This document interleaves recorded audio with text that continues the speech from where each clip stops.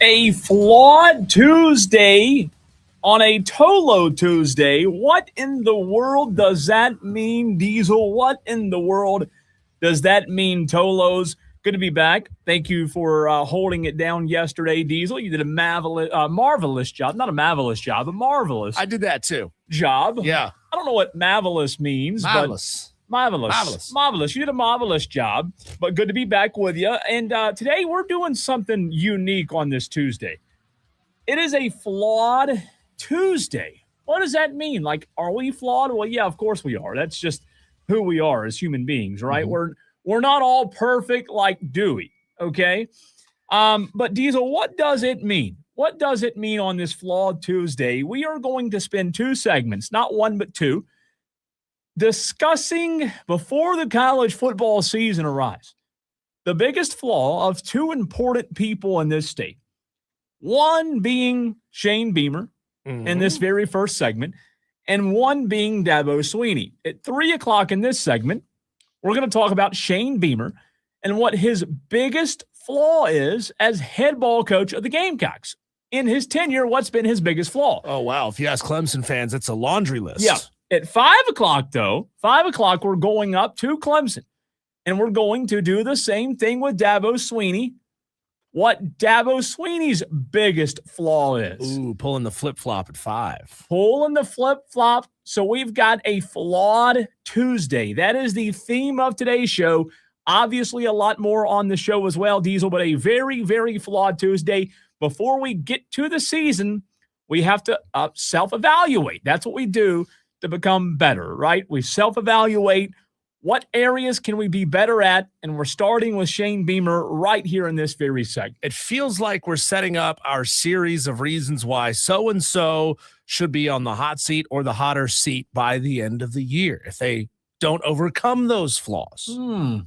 Maybe.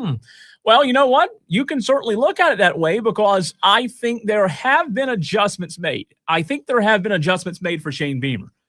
So that's where we are in this segment. South Carolina, Shane Beamer on this flawed Tuesday. And Gamecock fans want to hear from you. 844-326-3663. The Joy Law Firm text line. The phone lines are also open as well. Good to see those on the stream that are streaming Tolos. I see Blake Hammett. Good to see you, Blake. Appreciate you watching the show. Tolos in the upstate. If you're a Gamecock fan, what do you believe Shane Beamer's biggest flaw is or has been for the Gamecocks? I will tell you this, Diesel. I believe, and you tell me if I'm wrong on this, I believe it's pretty commonly agreed upon what Shane Beamer's biggest flaw is. And I believe that his biggest flaw at South Carolina has been in a conference that's surrounded by elite coordinators in the SEC. Shane Beamer has not been able to assemble in his tenure at South Carolina an elite staff.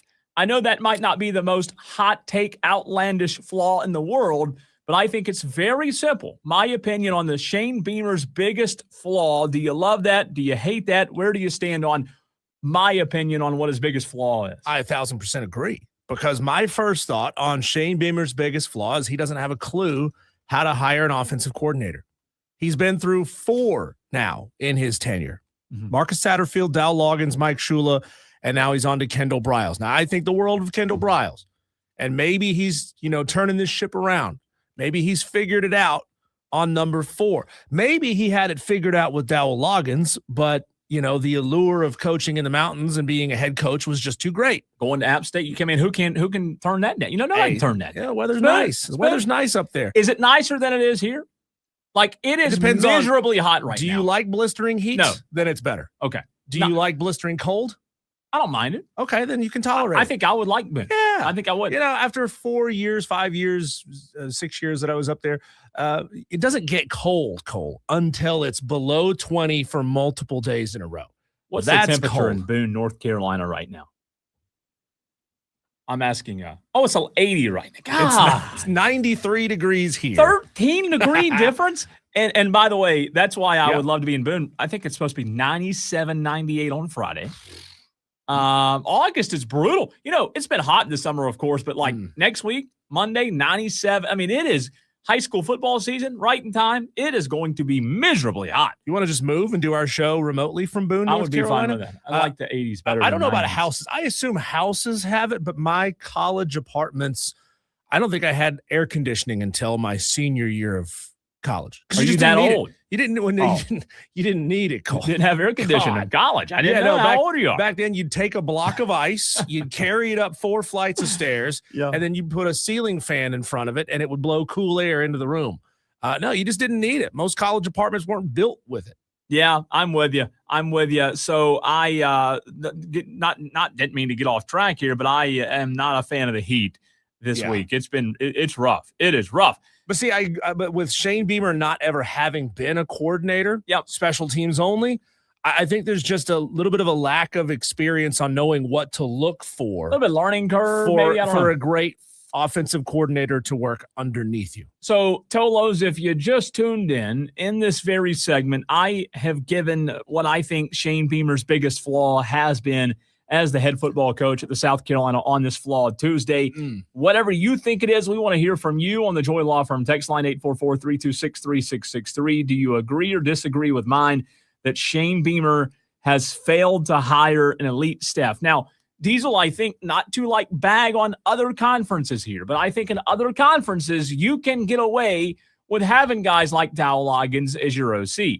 I just believe that the SEC is filled with good coordinators, and you have to be able to match that. True. And I don't think he's done that. As you said, though, I like the direction the ship is going. I love the 3 hires. I was there that day when they were all 3 introduced. I think on paper, they are home run hires. I especially love Stan Drayton at running backs coach. But guess what? None of those 3 have coached a game yet at South Carolina.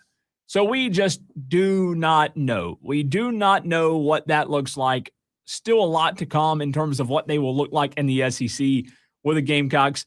How big of a conversation is had around money as well at South Carolina with them not being able to go out? They don't spend the same Georgia and Ohio State does on assistants. Has that hurt Shane Beamer as well? Not being able to use the same resources on assistant coaches. It has to. I mean, you got to consider the coaching pool that Shane Beamer has been able to draw from. Some of them are most of them are guys that have not been OCs at major programs. Again, Kendall Briles is the newer exception, but other than that, some of these guys are has-beens or never-weres.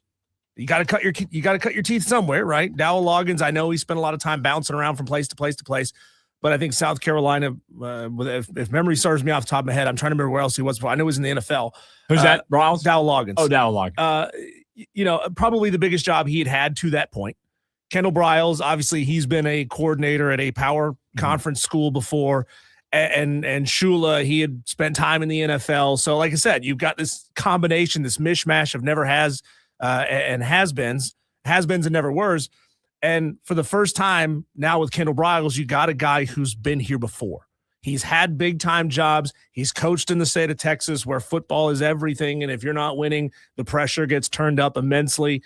Now he's coming into the SEC at a place where the pressure is probably not as intense. It's just a different kind of pressure than you face when you're at TCU before this. I think he's the right guy. He's absolutely the right guy. Is he, if you had every dollar you could possibly spend, the guy you would go out and get? Maybe, maybe not. Well, I'll give South Carolina credit in this regard from the administration standpoint. They spent money with these 3 hires, Diesel, when it comes to Kendall Briles, Stan Drayton, and Randy Clements, offensive line coach. Kendall Briles signed a 3-year contract to South Carolina's OC, totaling $6.3 million, which is an average of $2.1 million annually. In year 1, he'll make $2 million. In year 2, he'll make $2.1, and in year 3, he'll make $2.2. That's pretty good. When you look at the rest of the SEC, Mike Bobo, Ryan Grubb at Alabama. Ryan Grubb's making a little bit less than that, actually, believe it or not. Currently making a little bit less than what Kendall Briles is making at Alabama.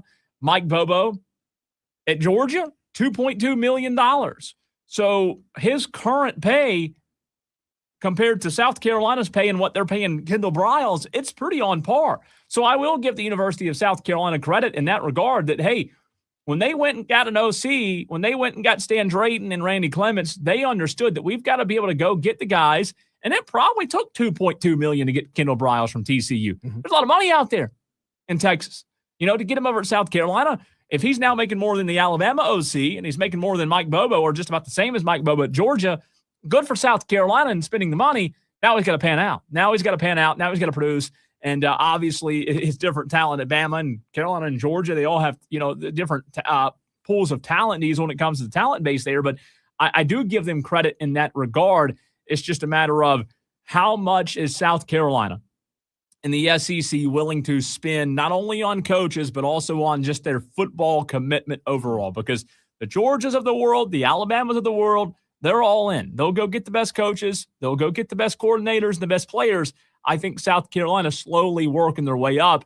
I just think there are a lot of Carolina fans out there who always think in that regard, they'll be behind the 8 ball a little bit. I give the administration and Shane Beamer credit for finally ponying up in a way that they haven't before. Is it enough? Like you were saying, when you compare it to the other coordinators and other head coaches in the SEC, remains to be seen. It's unfortunate and unfair that Shane Beamer finally and only gets this money in the time of his career where some might say the walls are closing in, right? If 4-7 last year, am I correct off the top of my head? If it's another below 6-6, another non-bowl eligible season, who knows if Jeremiah Donati is willing to pull that trigger? But it feels like the pressure is mounting. You wish he would have gotten these kind of resources earlier in his career. Kendall Briles is making $1 million more per year than Dowell Loggins made in South Carolina. He's worth it. He's worth it because he's got the experience to be there. Dowell Loggins' total contract was $3 million, which was $1 million annually. It was a 3-year contract. Obviously, he's at App State now, but he was making about $1 million a year, and Kendall Briles has doubled that. So they've doubled the offensive coordinator salary. To your point, to what I said, yes, good on South Carolina. Blake Hammond on YouTube says TOLO. That stands for turn on, leave on. JB says beakers. What does beakers mean? Am I missing something on that? Beakers? I don't know. Oh, I think you meant beamers. I think you said that too early. Dan B says Tolo. Tolo back to you, Dan B as well. JB on YouTube says Beamer's biggest flaw is he should have stayed as an assistant coach and never became a head coach. Dang, JB, that's rough, isn't it? You don't want a guy to climb the ladder, and if somebody's dreamed of being a head coach, you don't want them to be successful in life and become a head coach one day. You want them to stay an assistant. That's you are being rough on Shane Beamer. And I know, to your point a minute ago, what you said, the time is now, like they have to win. But Tolos, what do you think? If you just tuned in, 844-FAN-PHONE, that's FANFONE, 844-326-3663. What do you think Shane Beamer's biggest flaw is as head coach? What do you think it has been? Building an elite staff, Diesel, was mine. Very true. 100% agree. Both of our minds went there at the same time. Now, to go in a different direction, I think Shane Beamer is a little quick to anger and annoyance. We've been in press conferences with him. We know the story of him kicking coolers and you ask a question and he immediately kind of comes back at you with a chippy answer. Well, I don't think that's accurate. I don't think that's true. I don't know. I'm going to go into a million ways why that's not accurate. For example, again, I'm not blaming him for this, but this is just the most recent example I can think of. 2 weeks ago at Birdies with Beamer, I asked him, about the offensive line giving up, 131 out of 136 in pressures last year. Mm-hmm. And he said, well, I don't think that's accurate. It's not on the offensive line. It's on the running backs. It's on the receivers. It's on Lenoris. It's on the offensive line. Instead of just saying in his mind, I'm not going to nitpick every little detail of the question. Let me just say, here's how we're improving to make sure we get better at not giving up as many pressures. He had to go back and kind of hit every single reason why the quarterback was being pressured. And they may be valid reasons. But when you see how Shane Beamer has reacted in that similar fashion to a lot of questions over the years, it makes you say, there's an element of I got to be right, I got to be precise, I got to nitpick every little detail, and it annoys him. Yeah, I don't think the fans would disagree with you on that. I think a lot of the fans that I've talked to, friends of mine that are Gamecock fans as well, I think they share the same thoughts on that you do, that sometimes like he's quick to, like he jumped on Jack Veltri last year, right? Yeah, chippy is During a the great way to season. put it. He's chippy, and I don't disagree with you on that character trait of Beamer.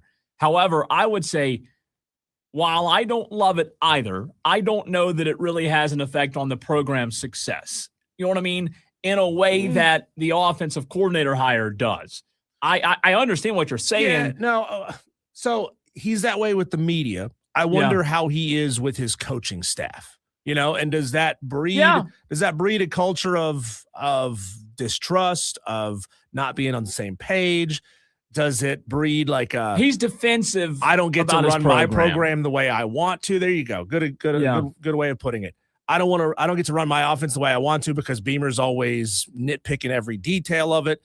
I don't know. I would hope not, obviously. I would hope not. I would hope that that's not the case with Beamer when it comes to the assistants. Right. And I don't know. I've heard things from other assistants that aren't there anymore, like the former tight ends coach who's at Illinois now. I've heard certain things, and I'm not saying like it's a common theme. That is his personality. I don't know that that's made its way into like how he treats assistant coaches. I think there's a side of Beamer that's very CEO-ish, like Dabo, where he lets his assistants kind of control what's going on. But at the same time, I think he wants to be hands-on. He wants to be all in on what's going on every detail and make sure, and he wants to make sure, Diesel, that the program's being ran in the way that he best sees fit, which I have no issue with. But I think ultimately, the personality that he is, it does drive fans crazy at times. But you know what makes them get over that? What makes fans get over that's winning. When South Carolina's winning, nobody has a problem with Beamer and the way he acts.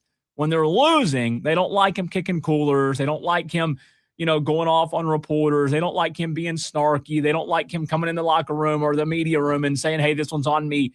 I hear it. I have a lot of friends that are Gamecock fans. I hear it all the time. They don't love it. But again, that's just the same way we are with Clemson and Dabo Swinney. We don't care how much Dabo Swinney talks about graduation rates and this and that if they're winning national championships. We don't care. You can talk about it all you want. But if you start losing and you start talking about graduation and this and that, okay, you know what? That's when we kind of start getting annoyed with you a little bit, right? That's just the way we are. That's the way we are as fans. We don't want to hear. We want to win. And if you're winning, whatever else comes along with it, we're okay with. Blake on YouTube says, as a Clemson fan, if Beamer could coach, they'd be lethal. That man can recruit with the best of them. So I think Blake does bring up an interesting point, not to go down on a whole other rabbit trail right here, because I know we got to get to a break. But to his point there, I do think Blake is on to something there, Diesel, in the sense of Shane Beamer's a special teams guy. You brought that up earlier in the segment. When you're a special teams guy, are your fingerprints on the offense? No. Are your fingerprints on the defense? No. Are your fingerprints on special teams? Sure. And South Carolina at times has been really good in special teams. But you know what special teams don't do a lot? Win you games. They can lose you games, but they don't consistently win you games because guess what? Special teams are not on the field as much as the quarterback is. They're not on the field as much as the defense is. It's just math, right? So to Blake's point, Beamer's strength is not offense or defense, so I don't think we see his fingerprints as much. But recruiting-wise, I think he's dead on there. I mean, they can recruit with the best of them. Yeah, you add the way that he can recruit even when the win totals aren't what South Carolina fans want them to be. He's able to still bring in 4- and 5-star guys. Imagine if Shane Beamer could put together multiple 9-10 win seasons in a row, make the playoffs. All of a sudden, that positive, that the positivity that radiates off of Shane Beamer when things are going well is an incredible asset. This all goes back to a point that I've made on this show before. And I think I made it with Smitty one time, Diesel, a couple years ago. When you're a head coach and you don't call plays, there is much more room for risk when it comes to hiring. In Beamer's case, for example, there is much more risk involved with Beamer than there is in Lane Kiffin at LSU. Why? Lane calls his plays. He's living and dying by the 3 ball, right? He's calling his plays, so they're not going to fire the OC. Lane Kiffin doesn't have to go out there and find an elite OC because he is the OC. Oh, and by the way, he's also the head coach. Beamer and Dabo, not the case. I'm not saying that's automatically bad. Dabo Swinney built a dynasty off of that methodology. But if you're that type of CEO, head coach, and your assistant hires, Diesel, aren't hitting, that's where they become critical because you have to hit. And I've made this point many, many times. If you are a head coach and you don't have a specialty that's either offense or defense, your assistant coach hires matter more than ever. And Beamer hasn't been able to hit. Your specialty ought to be being able to hire the best possible coordinators. And hopefully that's the case, and right? Get them for less than what the big time programs are able to. You just don't have that like schematic advantage. Sure. You know what I mean? When you're coming like from the head coaching perspective, and I'm not saying Beamer doesn't know offense. I'm not saying Beamer doesn't know defense. I think it plays such a big role, but I do love what he did this offseason. I think Kendall Briles and Stan and Randy are great experience. Key word there. Experience. Stan Drayton has coached like 30 plus years. Zeke Elliott, guys in the NFL that are still playing in the NFL, right? And South Carolina is paying accordingly. Drayton and Clements are making almost $1 million a year. So their assistant pool has gotten larger when it comes to salary. And I think they're definitely on the right track. But at the end of the day, his assistants have not been elite. And on this flawed Tuesday, Diesel, I think that's his biggest flaw. It's going to be interesting to find out, Cole. Without going win-loss every single game over the course of the season, I think South Carolina could get to 7 wins this year.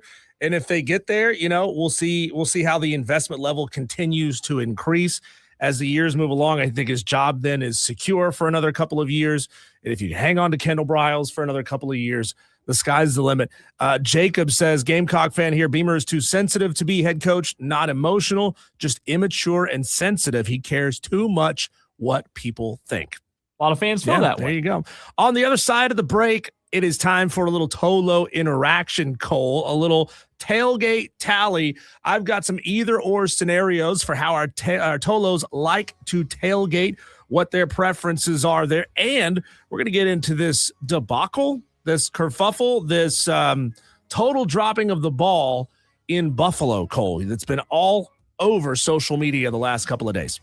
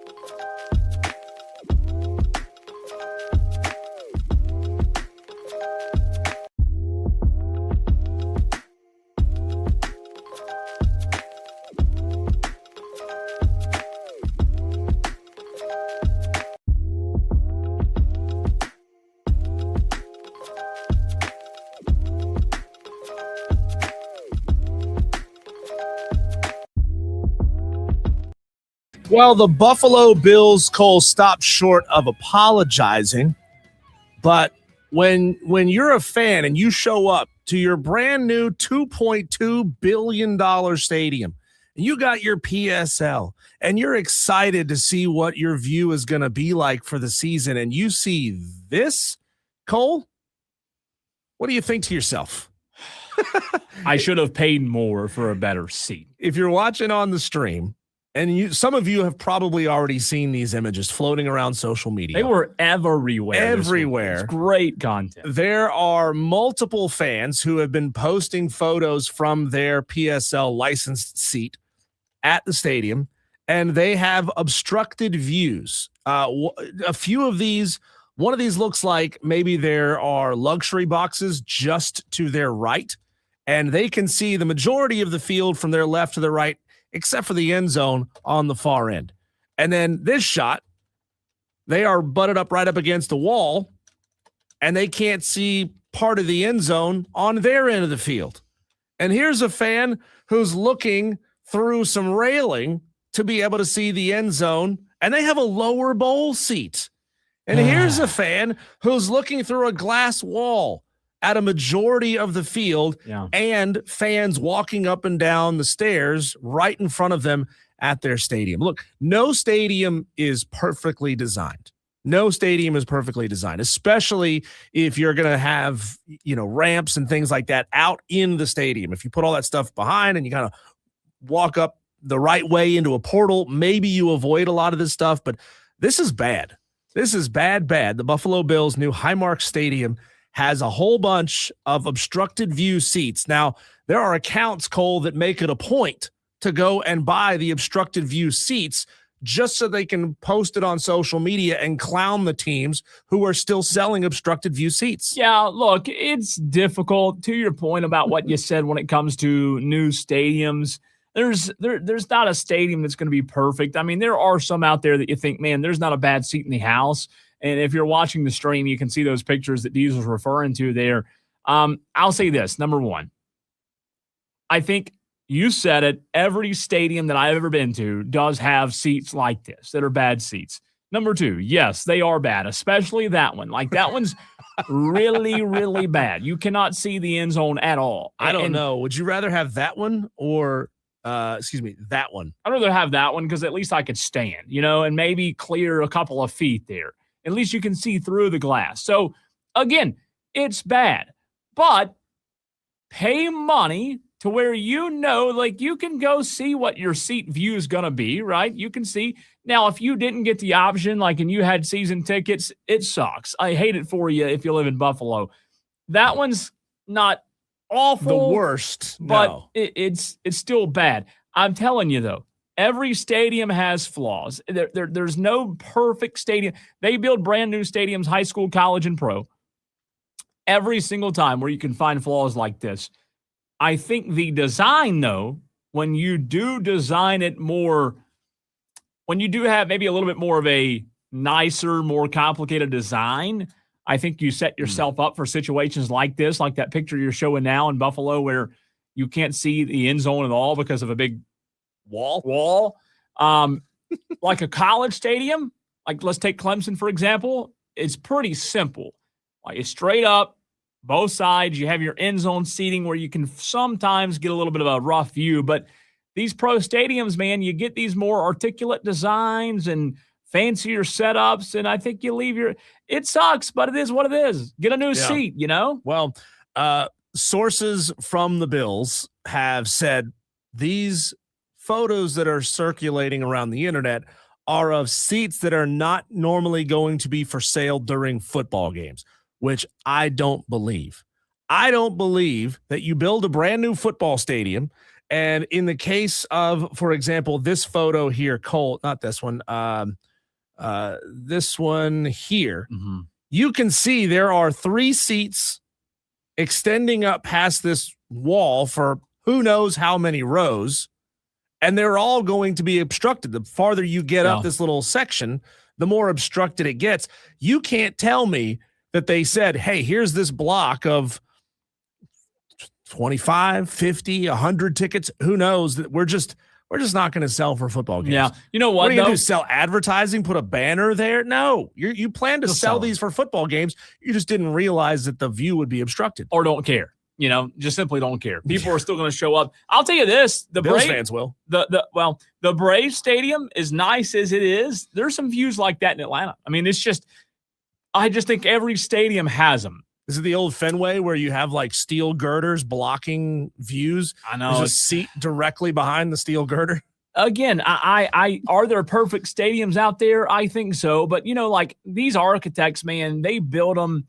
And even like with high school stadiums, these architects and school districts get paid all this money to build these stadiums, Diesel, and they do what they know is best. But like there are a million things that other people think about that doesn't go through an architect's mind. I'm not bagging on architects, but I'm telling you, I see it every week with the high school level. When I go call games at different stadiums, it's like, why is this here? And like press boxes and different stands. And, these architects, they build these beautiful new stadiums, but they don't think like we think when it comes to working media and having enough space or this being too far, just little things. And it's just those architects, those $1 million guys, they don't get paid. They don't think that way. I have covered a game at the old Braves Stadium, which is now Georgia State's football stadium. Mm-hmm. And, the way this field is oriented in the old stadium is the old home plate media area is still in the corner,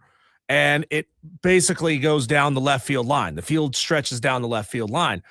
Instead of gobbling up one or two of the old sellable luxury boxes down the third base line, they just decided, hey, we'll keep the media area where it is. So if you are trying to field for the new field, so if you're trying to look down to the other end zone, I mean, you're a corner end zone where you are, but if you're trying to see something that's going down in the other end zone, you're looking at something that's 110 yards away. That's bad. It's impossible. And, who's going to be buying up luxury boxes at a Georgia State game anyway? And when Clemson played in that bowl game against Penn State in Yankee Stadium, same thing. Like the media, when you have to turn the orientation of the field a different way, the media's view is just, and again, look, I'm not just trying to like make this about media, but saying the media are the most important. But how many places do you go to, even college basketball stadiums? We saw online last basketball with like some post on Twitter from South Carolina's broadcast perch. It's just so funny that all these architects, all these administrations, they have all these priorities, but they just don't consider the media like as, and I'm not saying that they should ask the media when they build these things, but they just don't like consider it important. The people who are there covering your games, I'm telling you, I feel like I'm going on the soapbox right now because I see it every week at a high school stadium. There's this, that, and even new stadiums like the Burn. There's still flaws from a media standpoint. It's just these guys in their jobs and their world, they don't think about those kind of things. And those seats there at Highmark, like there was probably something that you could have done to avoid that. Just turn it into something else. I think a lot of times these architects, they're thinking conceptually, they're thinking in the abstract because it's not been built, right? You cannot, if you're designing something, unless you have crazy software that can do this, and then at that point, you're pretty far down the road of design and construction, you can't see what the view is going to be from every single seat until the thing gets built. Then you're like, oh, crap, we have this wall jutting out too far. Or, oh, crap, we have this glass wall in the case of this photo right here that blocks 75% of the field or more. And now you're looking through you can see through it now when it's clean, Cole, but imagine when somebody spills a beer on it or it gets dusty on it, it gets dirty, it gets covered with snow because newsflash, it snows in Buffalo. Yeah, once or twice. You're going to have 10% of the field visible to you because of this glass railing and the closure on the glass railing. It was Buckeye Mike, I believe, and I who were talking about this a couple of weeks ago at Ingalls Diesel when we were up in Landrum. There's a part of Ohio State Stadium, and I went last year for the first time. Mm-hmm. And I don't know if it's a flagpole. I can't remember exactly what it is, but if Buckeye Mike's listening, he'll know exactly what I'm talking about. There is a massive pole in the stadium that's maybe like in the end zone or in the corner of the end zone. And I'm telling you, it's so big, you can't, like, it blocks your view. It is bad. And I think certain stadiums just have that one thing. And you would never think when you're sitting there like, oh, that one pole is going to ruin my night. Well, guess what? If you're paying for a ticket, it is a flagpole, by the way, in the end zone. I just Googled it. There's a big flagpole. If you're sitting, in a certain spot, I know you think, oh, it's just one little flagpole. It's just different things at different stadiums. The funny thing is the flagpole is movable, but they refuse to move it. Yeah. That's what's great about it. Different stadiums, though, like the cool traits.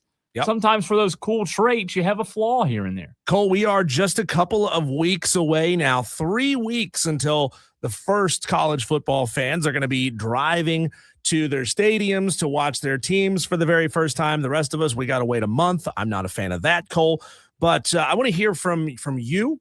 Sort of an either-or game here called Tailgate Tally. Tolos can get in as well on the Joy Law Firm text line 844-326-3663. When you tailgate, do you do one or the other of these, Cole? When you tailgate, now I know we're media, we're working the games a lot of the times. We don't tailgate the way that we used to. But what would you do if you were a fan? Would you go big? That means bringing out the tents, the tables, the flags, the cornhole boards, the grills. Going big. Or do you prefer to pack light? Do you bring in just a grill and a cooler with some pre-packaged hamburgers? Go big or pack light? I don't have a problem with the pack light people, but I'm a go big kind of guy, especially if you're going to be there. Now, I will say this. The answer to that question depends on when the game is. If it's a noon game, pack light might be the answer. If it's a 7 o'clock, 7:30, 8 o'clock kick, you go big.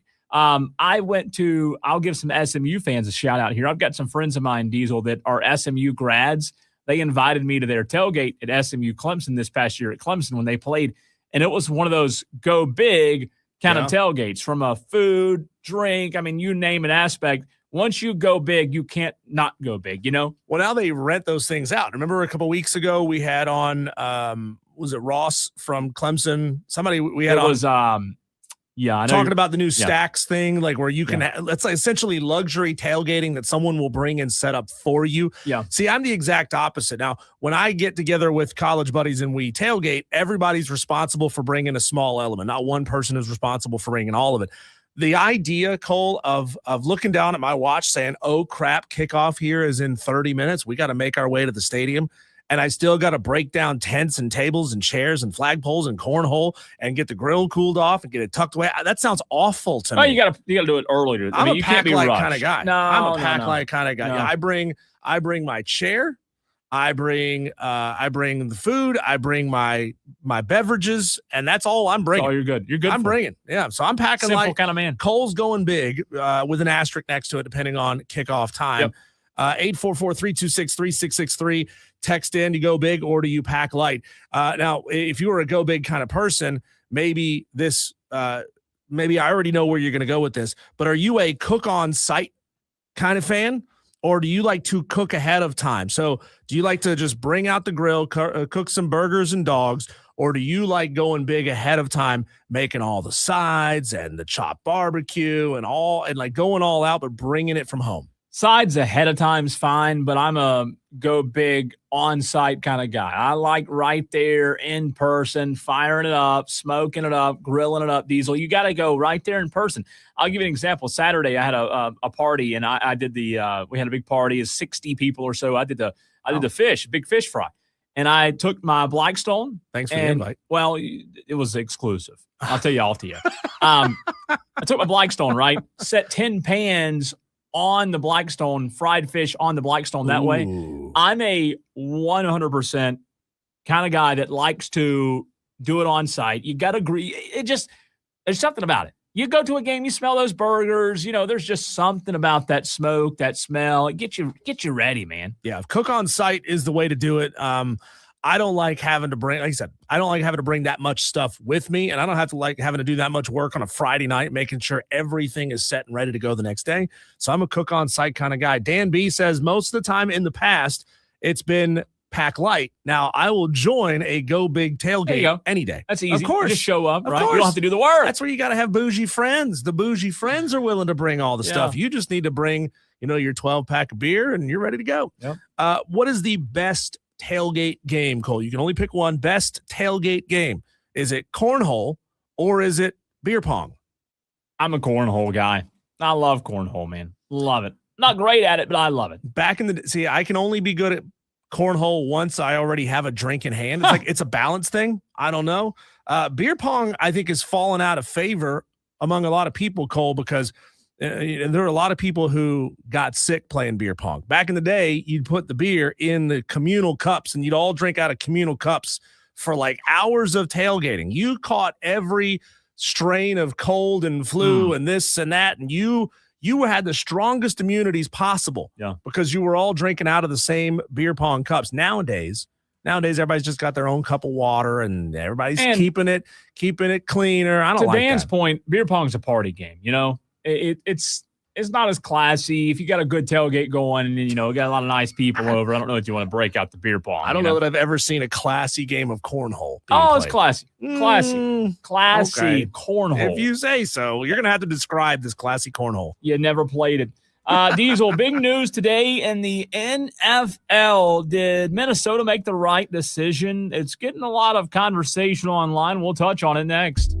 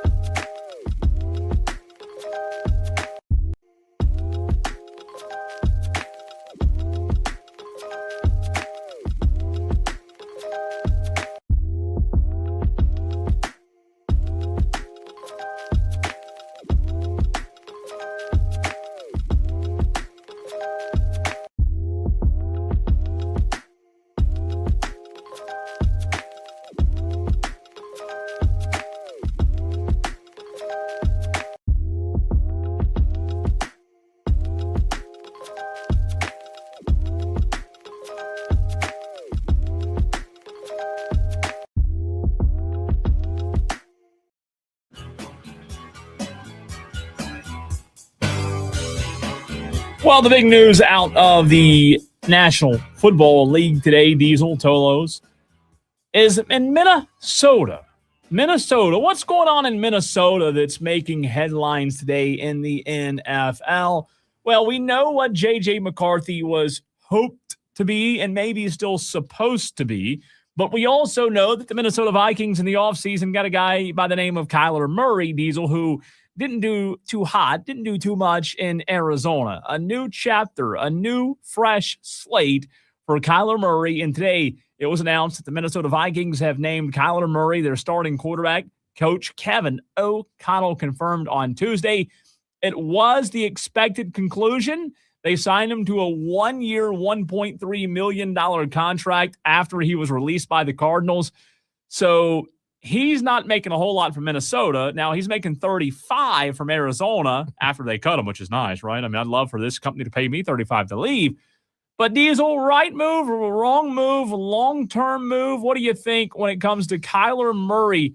Not really long-term with it being only a one-year deal, right? Well, J.J. McCarthy's not going anywhere. So you've always got him on the back burner.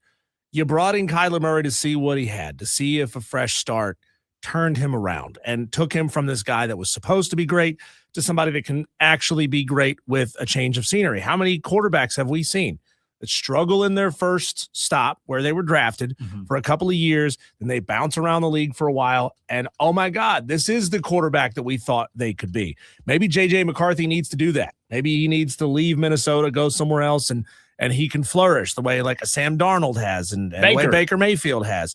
If Kyler Murray flourishes in Minnesota, then he is everything you could want him to be. You get to pay him a big fat contract next year and everything is great.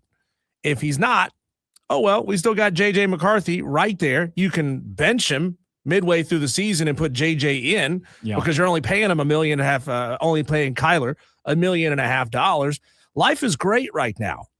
And if he can run the system that you want to run even slightly better than what J.J. McCarthy can, you have to commit to Kyler. It's just weird because they're two different quarterbacks, two different styles. And I know Kevin O'Connell, like he's a good coach. You trust him to make the right decision. But I don't disagree with you, but it just feels weird. Like it feels like I'm sitting here, if I'm a Vikings fan, and I don't know how many Vikings fans we have in the upstate, Diesel, but does it feel like there's a plan? Does it really feel like there's a plan in place? And to your point, you said it a minute ago, McCarthy's not going anywhere, but okay, do we want to develop that guy? Is he not ready? Like what? If I'm a fan, I want to know why McCarthy isn't the guy. And I know injuries, whatever, have been a part of it, but it just doesn't feel like there's a plan in place that if I'm a Vikings fan gives me much hope as to why, Arizona cut this guy? So we're going to waste a year of our franchise with Kyler Murray? I know that's extremely disrespectful to say, but it just doesn't add up to me if you're a Vikings fan. Well, it depends on exactly how healthy J.J. McCarthy's knee is after that meniscus tear. He also had a fracture in his hand, but I mean, does he need a little bit more time? Now, obviously, JJ's going to want to be out there on the field. He's going to want to play. He's going to push coaches to say, put me on the field.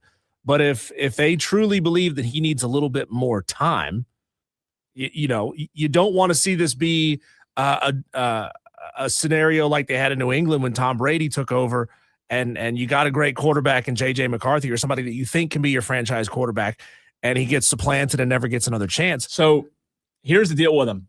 McCarthy rookie year, 2024, tore his right meniscus during the first preseason game, missed the entire year. Brutal. 2025, appeared in 10 games, but missed additional time due to an ankle injury, a concussion, and a fractured finger and a hand issue late in the year.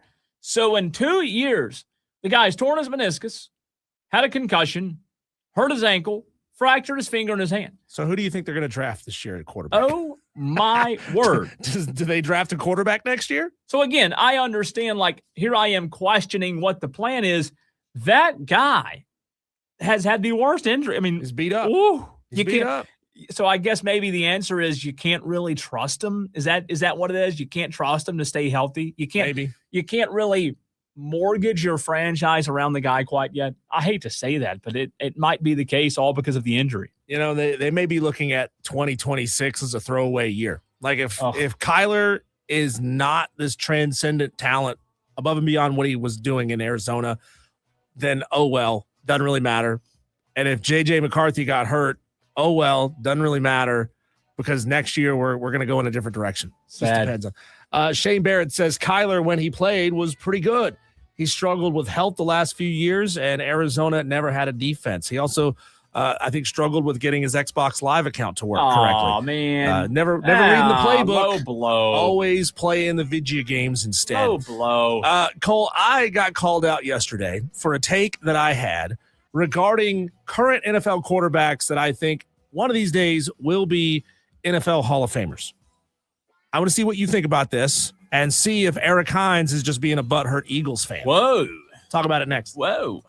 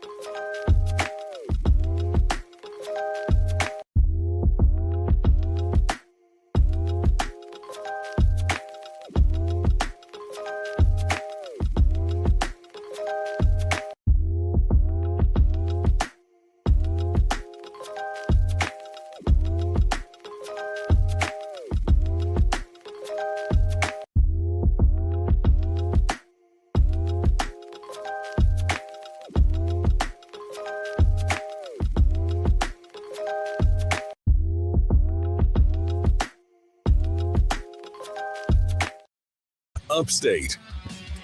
In your heart of hearts, Cole, here on August 11th, 2026, at his age, do you believe that Dak Prescott will be a Hall of Fame quarterback? No. It's valid. I mean, he really hasn't won anything in the playoffs. He's a great regular season quarterback. He's got accolades. He's a likable guy. But the fact is, Cole, that only about 30% of all quarterbacks who are playing in the league at any given time, excuse me, not 30%, 10%. 10% of quarterbacks playing in the NFL at any given time eventually make the Hall of Fame. That means that right now, 3.2 quarterbacks who are playing in the league will make the Hall of Fame. I think it's pretty obvious. 3.2? 3.2. Okay. So closer to 3 than it is to 4. I think it's pretty obvious who the Hall of Fame quarterbacks are right now. Lock, first ballot, Patrick Mahomes. We already know that Aaron Rodgers is going to get in. Yeah. This was my take. This was my take yesterday, that those two are locks. I know, shocker there. Then I had a category of what I called committee cuspers. Those who I believe the committee will be on the cusp of putting in if they accomplish that one little thing to get them over the hump. You know, like think about the way the punditry, the sports media talks about Josh Allen and Lamar Jackson. Like Josh Allen is not a Hall of Famer yet because he hadn't won anything.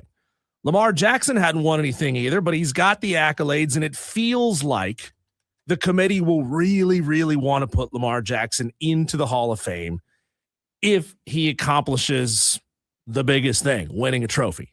Yeah, I've said this 1,000,006 times. I don't think winning a championship is the end-all, be-all. It's definitely a part of the formula. You have to, in my mind, and I know you talked about this a little bit yesterday, not to repeat, I hope I don't hear, but you have to, when you talk about Hall of Fame quarterback, you have to have that peak dominance, right? You have to have an era like Patrick Mahomes did, Diesel, like Josh Allen has already a little bit. You have to have that era where you are dominant when it comes to your the other quarterbacks that are in the league at the same time as you, your peers, right? You also need, in my opinion, those individual accolades as well that are very, very important. Are those the end-all, be-all? No. Team success is a part of it. The stats don't lie, right? That the efficiency, all the numbers, that's a big part of it. And how you, as a player in the NFL, not just a quarterback, but defined your era. Like, I think back to Steph Curry defined and changed his era in the NBA. That right there alone is enough to put him in the Hall of Fame. You have to have so many different traits. And I think, to your point, that number was at 10%? 10%. That's a low number for a reason. Shane Barrett on the stream says, what if Lamar wins another MVP? Is he Hall of Famer? No, because when you look at the last 5 quarterbacks that have gone into the Hall of Fame, every single one of them has won a Super Bowl. Only one of them has won more than 2 Super Bowls. Drew Brees won 1. Peyton Manning won 2. Kurt Warner won 1. Brett Favre won 1. Troy Aikman won 3. Those are the last 5 quarterbacks to go in, and that's been over the course of the last 20 years. So if Lamar Jackson keeps stacking NFL MVPs, that's great. We're going to talk about him as one of the best quarterbacks to never win a Super Bowl and to never make the Hall of Fame.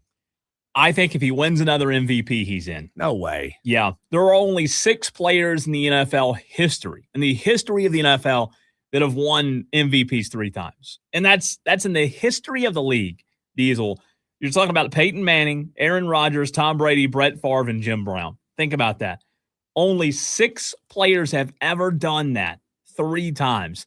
You win 3 NFL MVPs, you are in a league of your own.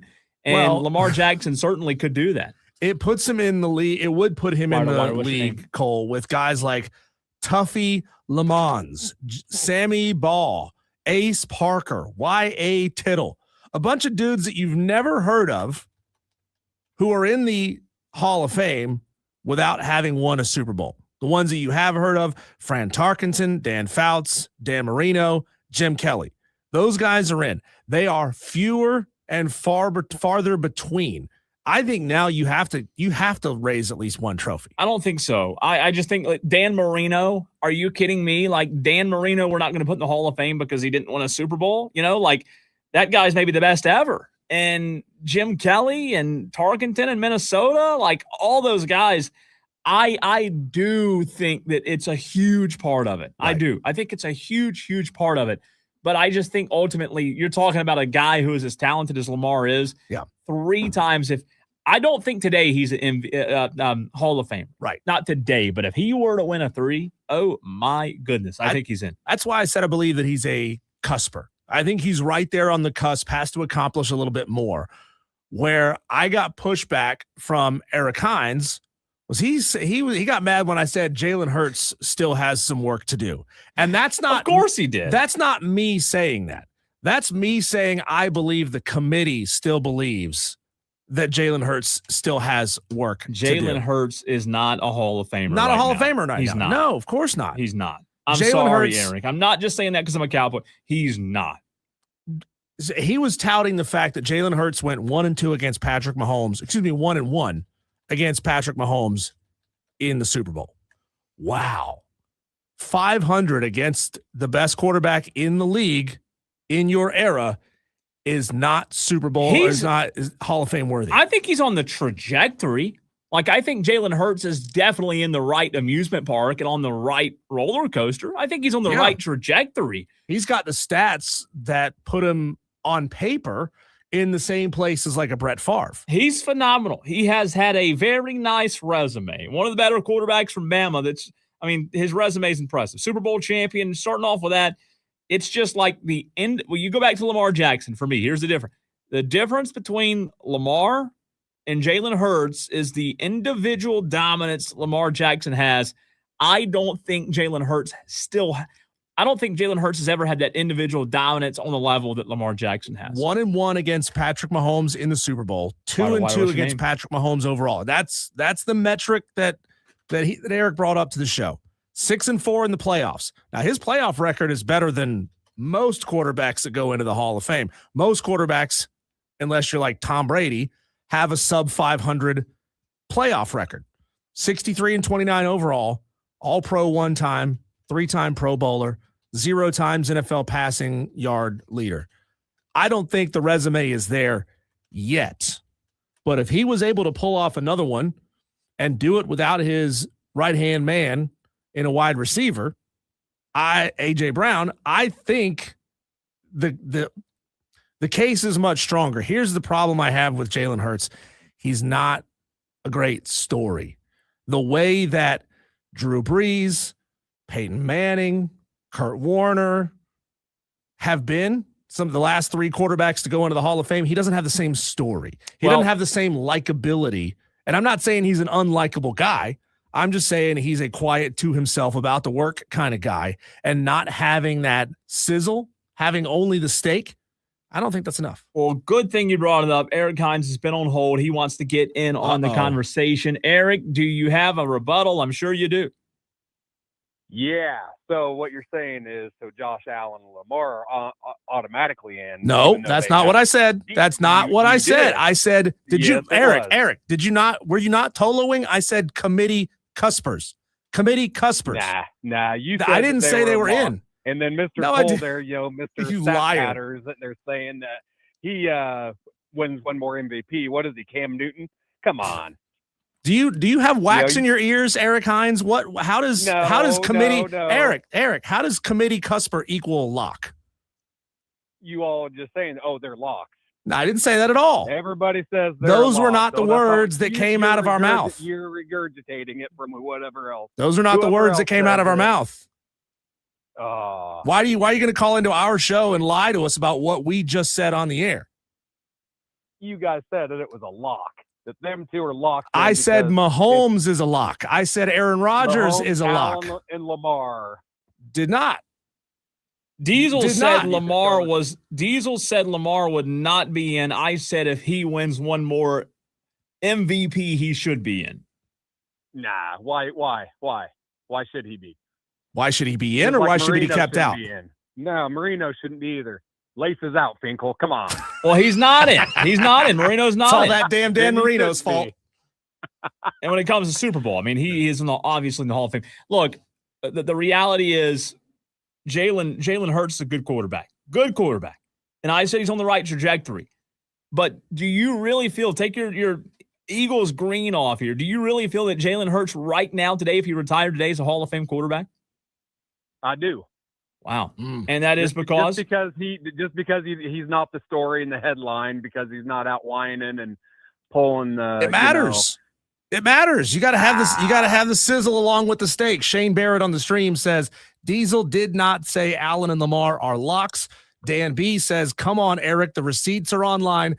Go back and listen. They didn't say that Lamar and Allen were locks." Hey, I might be exaggerating a little bit. A little bit. Oh, so you mean lying? You're lying. Lying. A little bit. Thanks for the call, man. Appreciate Good to you. hear from you, Eric. Matt from Ohio wants to get in. 844-326-3663. Matt, are we right? Are we off? What did we say that you think we said that we really didn't say? I will not make any inflammatory accusations, okay? The tape speaks for itself. Hey, just a couple of things to give it some perspective. Okay. Trent Dilfer won a Super Bowl. Trent Dilfer won a Super Bowl. Mm-hmm. So I get that winning a Super Bowl is part of it.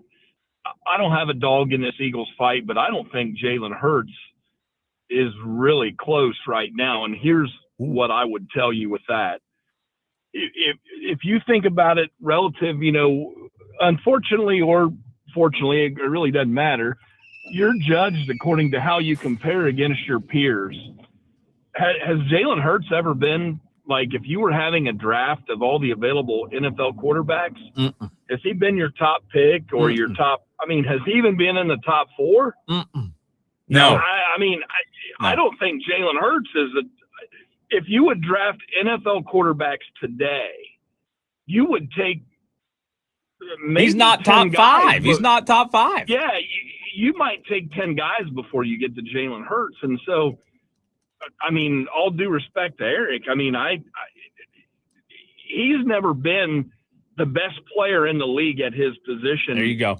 I don't think he's even been, and I don't even think it's been close. Yeah.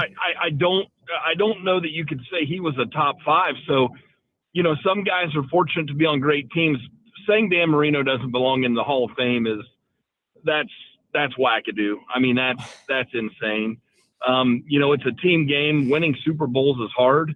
How many great players have otherwise, other than quarterbacks, have gone into the Hall of Fame and not won a Super Bowl? Yeah. And again, I go back to Trent Dilfer won a Super Bowl. I think that Sam Darnold won a Super Bowl. A little bit.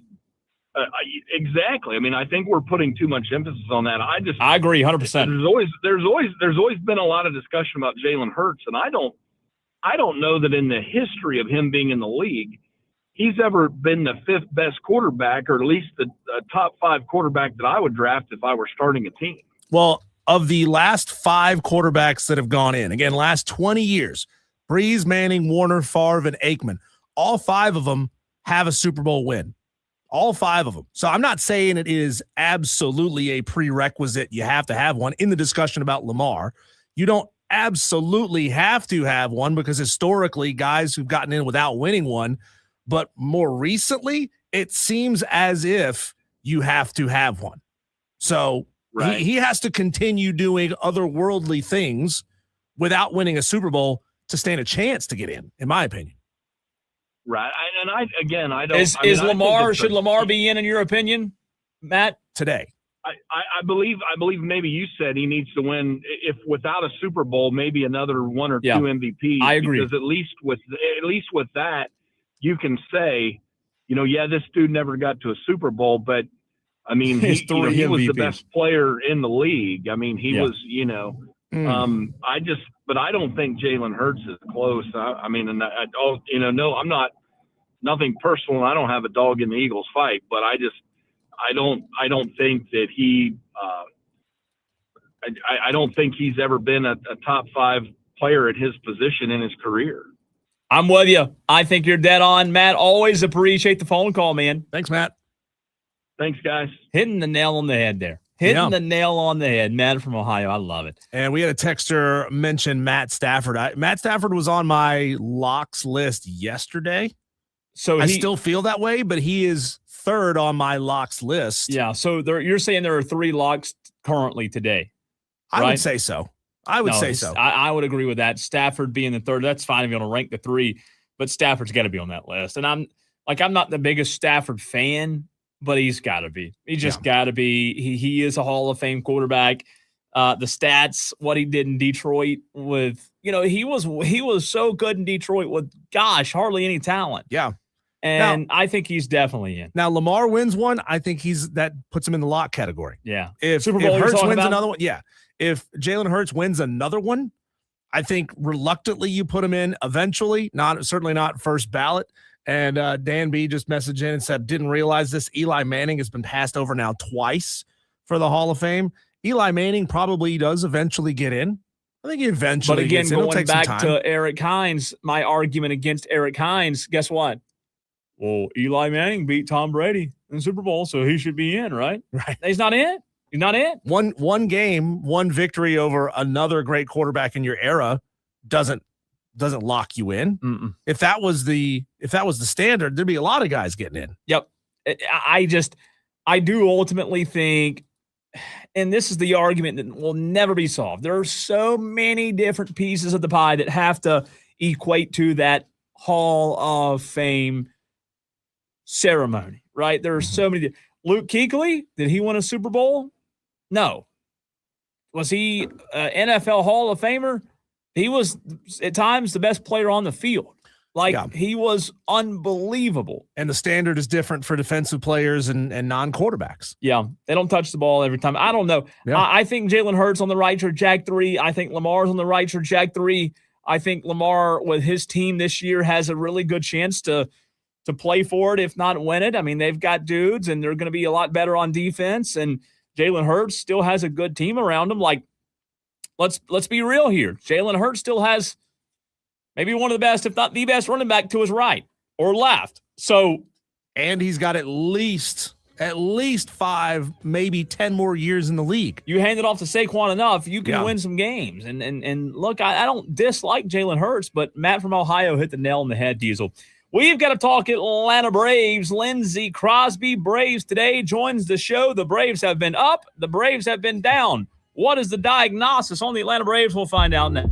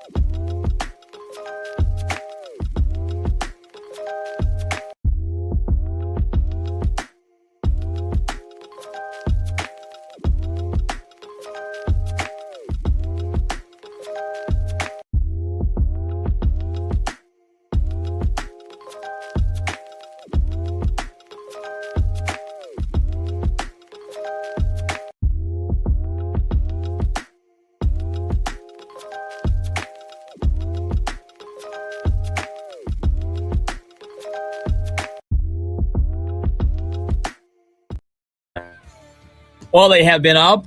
They have been down in the past week or so. Who are we talking about? We're not talking about Lindsay Crosby. He's always up. We're talking about the Atlanta Braves, who have been struggling as of late. But to talk about it, we're joined by Lindsay Crosby at Crosby Baseball on Twitter, on X, host of Braves Today, at Braves_Today, and the Locked On Braves podcast post-game show. You can also subscribe to his newsletter at bravestoday.com. Lindsay, always appreciate your time, sir. Let's talk about these Braves.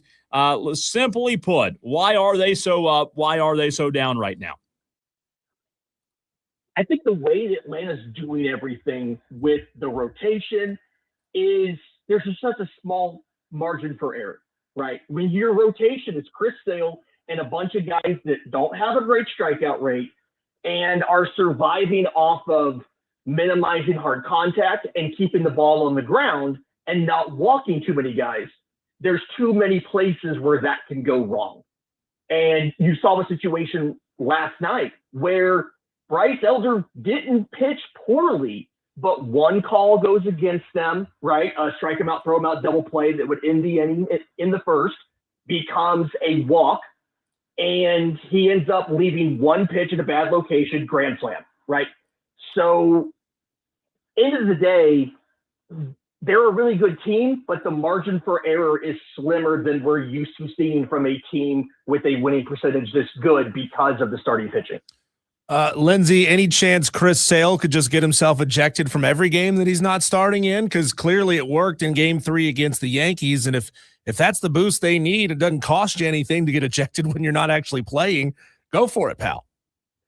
I'm going to be honest. It's really, really hot right now. If I was an MLB player, I would consider getting thrown out of every game I'm not playing in just to go back in the clubhouse, watch it on TV in the air conditioning, and have a cold one.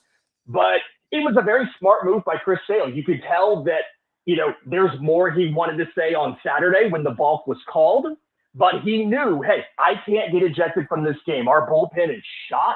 I'm mad, and he's hollering, but he's not getting ejected. And then on Sunday, he let the umpires know how he really felt, got that out, got ejected, got to take the rest of the day off, and then fly home. So credit to Chris Sale, the veteran. That's a veteran move to not get thrown out of your start on Saturday. So, Lindsay, going back to the reason he was thrown out, look, technicality, maybe if you follow exactly by the rule, or are you on the same track there in terms of, okay, maybe if you go to the rule, but to Walt Weiss's point, that's something that in the long career, the long tenure of Chris Sale has never been called before.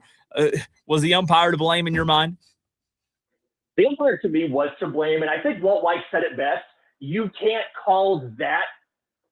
make that call in that situation. Yes, by the letter of the rule book, you are supposed to redeclare after every hitter. At the same time, Chris Sale's never been held to that standard. He's never had to do it. And to decide to all of a sudden call that with a runner on third base without warning the teams or the players you're going to do it, to me is a bit of too much judgment on the umpire's part. And really, I'm the kind of person, the spirit of the rule is about trying to deceive base runners. And that's not what Chris Sale was trying to do. Yes, he violated the letter of the law they've never really enforced. But the spirit, he wasn't trying to deceive. He was just doing the same thing he always does. Lindsay, it feels like that, the Nate Bargatze SNL sketch. What is a balk? Nobody knows. To me, a balk is lifting your foot up in a funny way, but if there's declarations and thises and that's, it almost feels like the umpire said, hey, I know the rule book better than you do, and I want to flex and show you that I know the rule book better than you do. You're right. It was just an odd time to call that. Is it much of a blemish on the season, or does anybody put any real stock in the fact that it would be a blemish on the season for the Braves to not win this series against the Mets for the first time since 2017? They have to win 2 straight games against the Mets tonight and tomorrow to at least get to 500 against them. That's not a great look. Maybe ball players don't think about it, but your thoughts? From what I understand, the players, they're a little confused by it, but they're not necessarily worried about it. If you look at non-Mets opponents, Atlanta has a .620 winning percentage and a pace of 100 wins in a season. So it's odd that they're, 4-7 versus the New York Mets or whatever it is right now, 4-6, I think. But I don't think at the end of the day, they're too concerned about the fact that, hey, we have to beat this division rival when literally the only thing that division rival's playing for is bragging rights that they beat you, if that makes sense. Like they're treating this like another game and not putting additional importance on it. And I also honestly kind of think that's probably the right way to approach this, because when you start hyping yourself up for these games and you make them have extra meaning, sometimes you get out of your normal game plan trying to make sure you win the game. And I don't think it's critical that we win these games. I always want to beat the Mets. I don't think you have to beat the Mets. Lindsay, now that you had a few days to sleep on it, almost a week or so, have your thoughts changed much on what the Braves did or didn't do at the trade deadline? So I wrote a big, long piece last Friday where I tried to figure out what Alex Anthopoulos was doing. And I came to the realization that he was looking for postseason starters that had really good stuff, the ability to miss bats and swing and miss. And when you look at the guys they targeted, you look at Tarek Skubal, you look at Jacob deGrom, they were in on Jose Soriano a little bit. It's all guys that fit the criteria, right, of whiffs and strikeouts and good stuff, like capital F stuff, but nobody else did. When I look at the prices a lot of those guys went for, I think I end up being okay with the idea of not going to get a Casey Mize or a Robbie Ray if you're just going to use them in the postseason the same way you would use Bryce Elder or somebody else, right? 3 innings, 1 time through the order, and you go to the pen. I think I'm okay not giving up a top prospect just for that. I still wish they had gotten somebody. I wish deGrom was part of this team right now, but I understand their approach, and I've learned to live with it. Talking to Lindsay Crosby of Braves today, right here on Wire to Wire with Diesel and Cole Bryson. A.J. Smith-Shawver getting his start down at Gwinnett tonight, pitching in tonight's game. Where's he at truly in his post-Tommy John ramp-up? I know that he pitched for the Braves, about 2 weeks ago, got sent back down to Gwinnett. And where do you think he fits in the rotation when he's ready? I mean, he's ready, but is he ready? For me, he's probably one of the biggest X factors for the postseason. His velocity is up after Tommy John. That's a common thing we see because guys are doing a bunch of leg workouts for 6 months while their arm's healing. He's recently made some pitch changes in the last couple weeks, right? He's adjusted his slider a little bit. He's getting more comfortable with that. I agree that he's not ready from the perspective of here are the things we're trying to get him to change so that he's more effective. But I do think that at the end of the day, when we get to October, he's going to start either game 2 or game 3. And I think it's going to go better than the last time we saw him start a postseason game because he's a different and better pitcher than the last time he started the postseason game. I'm okay with him being in the minors right now, simply to get all of that figured out, get the slider figured out, get the control dialed in a little better. That sometimes takes a while to come back from Tommy John. But I do think he's super important, and we're going to see him probably before the month of August is up in Atlanta, making starts out of the rotation to get ready for October. Lindsay, currently the Braves have a 7.5 game lead in the NL East. It's been fluctuating around that 8.5 for the past few days. Simply put, here again, do the Braves, when it's all said and done with 40 plus games to go, do the Braves win the division? I think they do win the division with the caveat of I personally am not looking too much at what the lead is right now because you have 7 games against Philadelphia in September. And as long as one of those teams is within 5 or so games of the other, then absolutely the division standings don't matter. It's just going to be the outcome of those series. But I do think the Braves win simply because Philadelphia, their rotation, the top of their rotation is really good. Their top 2 or 3 hitters are some of the best in baseball in Schwarber and Harper. But Atlanta is a much deeper lineup, a much better, deeper bullpen than Philly have. And at the end of the day, if Philly wants to overtake Atlanta, they're going to have a generational run that, knock on wood, they've not shown this season that they have in them. So I still think Atlanta wins. I'm still going to sweat it out until you finish the last of those 7 games. But I do think Atlanta wins the division. Lindsay, can you talk to us about the mechanics of Brent Suter's pickoff move? He has 11 pickoffs in his career as a reliever. which is pretty good. 2 already on the season. I mean, is his setup and the mechanics of his move to first base so good as a left-handed pitcher just because of the way that he sets up, or is that something that he has the ability to teach other lefties on this lineup? I think a little bit of it is unique to him and his specific delivery. He, unlike a lot of pitchers, he starts off very, very, I guess, closed off to the plate, and with a lot of his body weight going towards, or not body weight, but a lot of his body orientation going towards first base. I do think there is a little bit of this that can be taught as far as how to streamline what you're doing to get the ball out faster. But I just think in this specific situation, kind of like how Max Fried couldn't really teach his pickoff move to a lot of Braves. I believe he's the active pickoff leader in baseball right now. But Suter's on that list despite half the innings. Suter's just, he's got a gift, but there is a little bit you can take from that, kind of like how, Chipper Jones had a gift, but there's little bits of it that he can take and give to other guys as far as helping them mechanically understand the best way to go about it. So he can probably make some of the lefties better, but he's just a special dude. He's hilarious to talk to, and he's got a rubber arm. We saw it last night.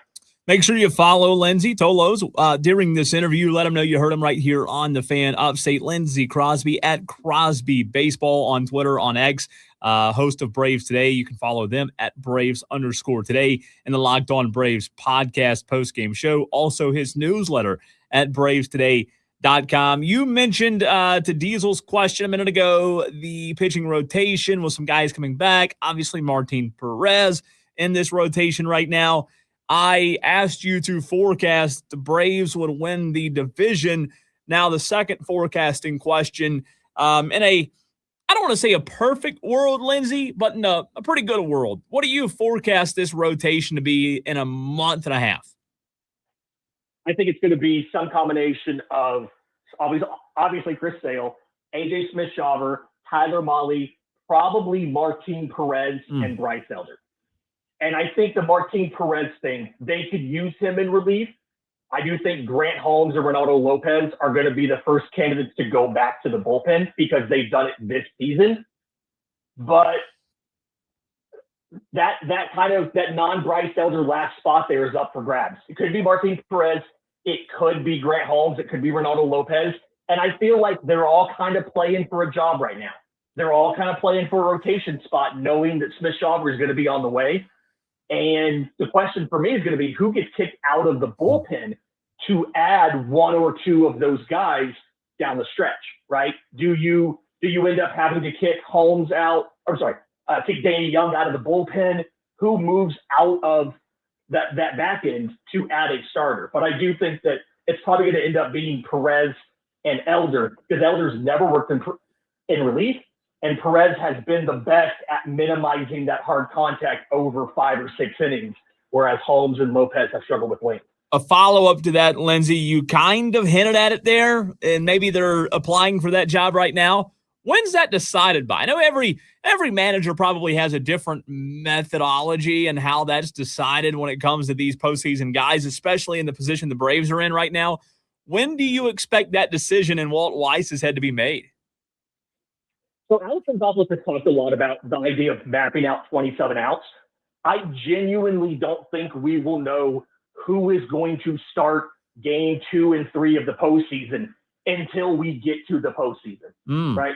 I think it's going to be something where, and I've realized this with Alex Gonzalez, this is what I read about last week. He doesn't think of this as traditional starters outside of Chris Sale. He thinks of your impact guys, your Chris Sale, who you're going to give the ball to, he's going to pitch as long as he can until he can't pitch anymore. And then other than that, everybody else is entirely flexible in how they use them. So like we're hung up on the number 2 and 3 starter in October. I don't think they care. I don't think they have a preference whether it's a reliever opening for an inning and then they go to a guy like a Smith-Shawver for 4 or 5, or if it's Smith-Shawver or if it's Elder one time through. That's kind of my belief as to how they're approaching this. So I don't think we get out of the postseason rotation until either a pregame availability before game 1, or maybe even they tell us the night after game 1, here's who's going to start tomorrow. I think it's going to be like that because they don't see it as we have to have 3 starters. They see we have Chris Sale and we have everybody else. Lindsay, can you talk about Ronald Acuna Jr. not starting tonight in right field? He's going to be DHing tonight. Is that any kind of strategy of we're going to play him 4 or 5 games in a row, rest him? Is there any kind of tweak or retweak going on there? What are you hearing about Ronnie taking the night off? He is fully healthy. The sprint speeds are all showing the same as they were before the injury. This is something Walt Weiss told us he wanted to do, as far as they weren't going to make Ronald into a full-time DH, but they wanted to be more aggressive with what they're calling load management than they had been earlier in the year. So finding times, maybe twice a week when you can give him a quote-unquote half day at DH. And then when you're not doing that, obviously Dom Smith will do it sometimes. Drake Baldwin does it against lefties.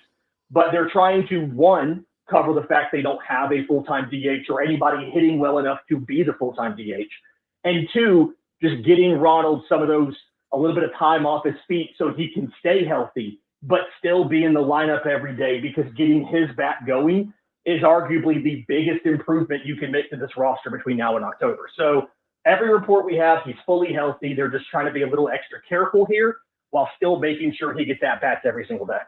Lindsay, always appreciate you, my friend. Let's do it again soon. You're the best. Thanks for having me, guys. Lindsay Crosby, Braves today. You heard him right here on the Fan Upstate. Good stuff there, as always. And I love the forecasting questions. Obviously, he doesn't know. Put him in a tough spot there on a few of them. But the most interesting thing I found in that interview, Diesel, is he said, the NL East lead. Let me get my words together there. The NL East lead right now doesn't matter, because you do play Philadelphia 7 times in September. 7 times. So if it's within 4, 5, 6 games, that series is going to decide it. The Braves, unfortunately, don't have a 10, 11, 12 game lead to where they can just kind of feel comfortable. But maybe that's a good thing. We've said it a million times. You want to play meaningful baseball when it matters. And if the Braves have to do that, I'm all for it. Love it. And Tolos, if you happen to jump in midway through that conversation with Lindsay Crosby, you can always catch it again on the free Odyssey app. Just search for Wire to Wire with Diesel and Cole Bryson, and you'll find our podcast right there. You can also find them over on the fanupstate.com. When we come back, let's whip around the sports world. Check out everything that's going on all in one go. The Daily Wire's next.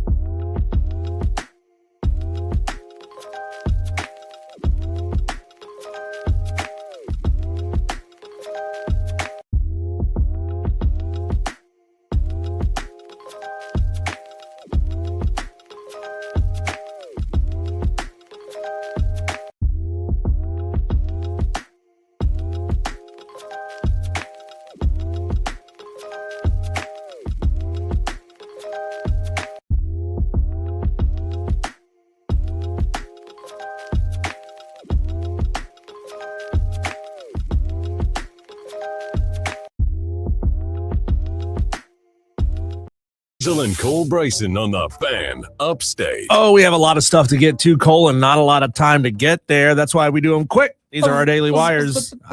See, I got you to jump too. Yep. I'm not much of a card guy. I don't know how many of our Tolos might be, but this Debit one, cards, credit cards, collecting, trading cards. Okay. Because Cooper Flagg's coveted 1-of-1 numbered rookie debut patch autograph card.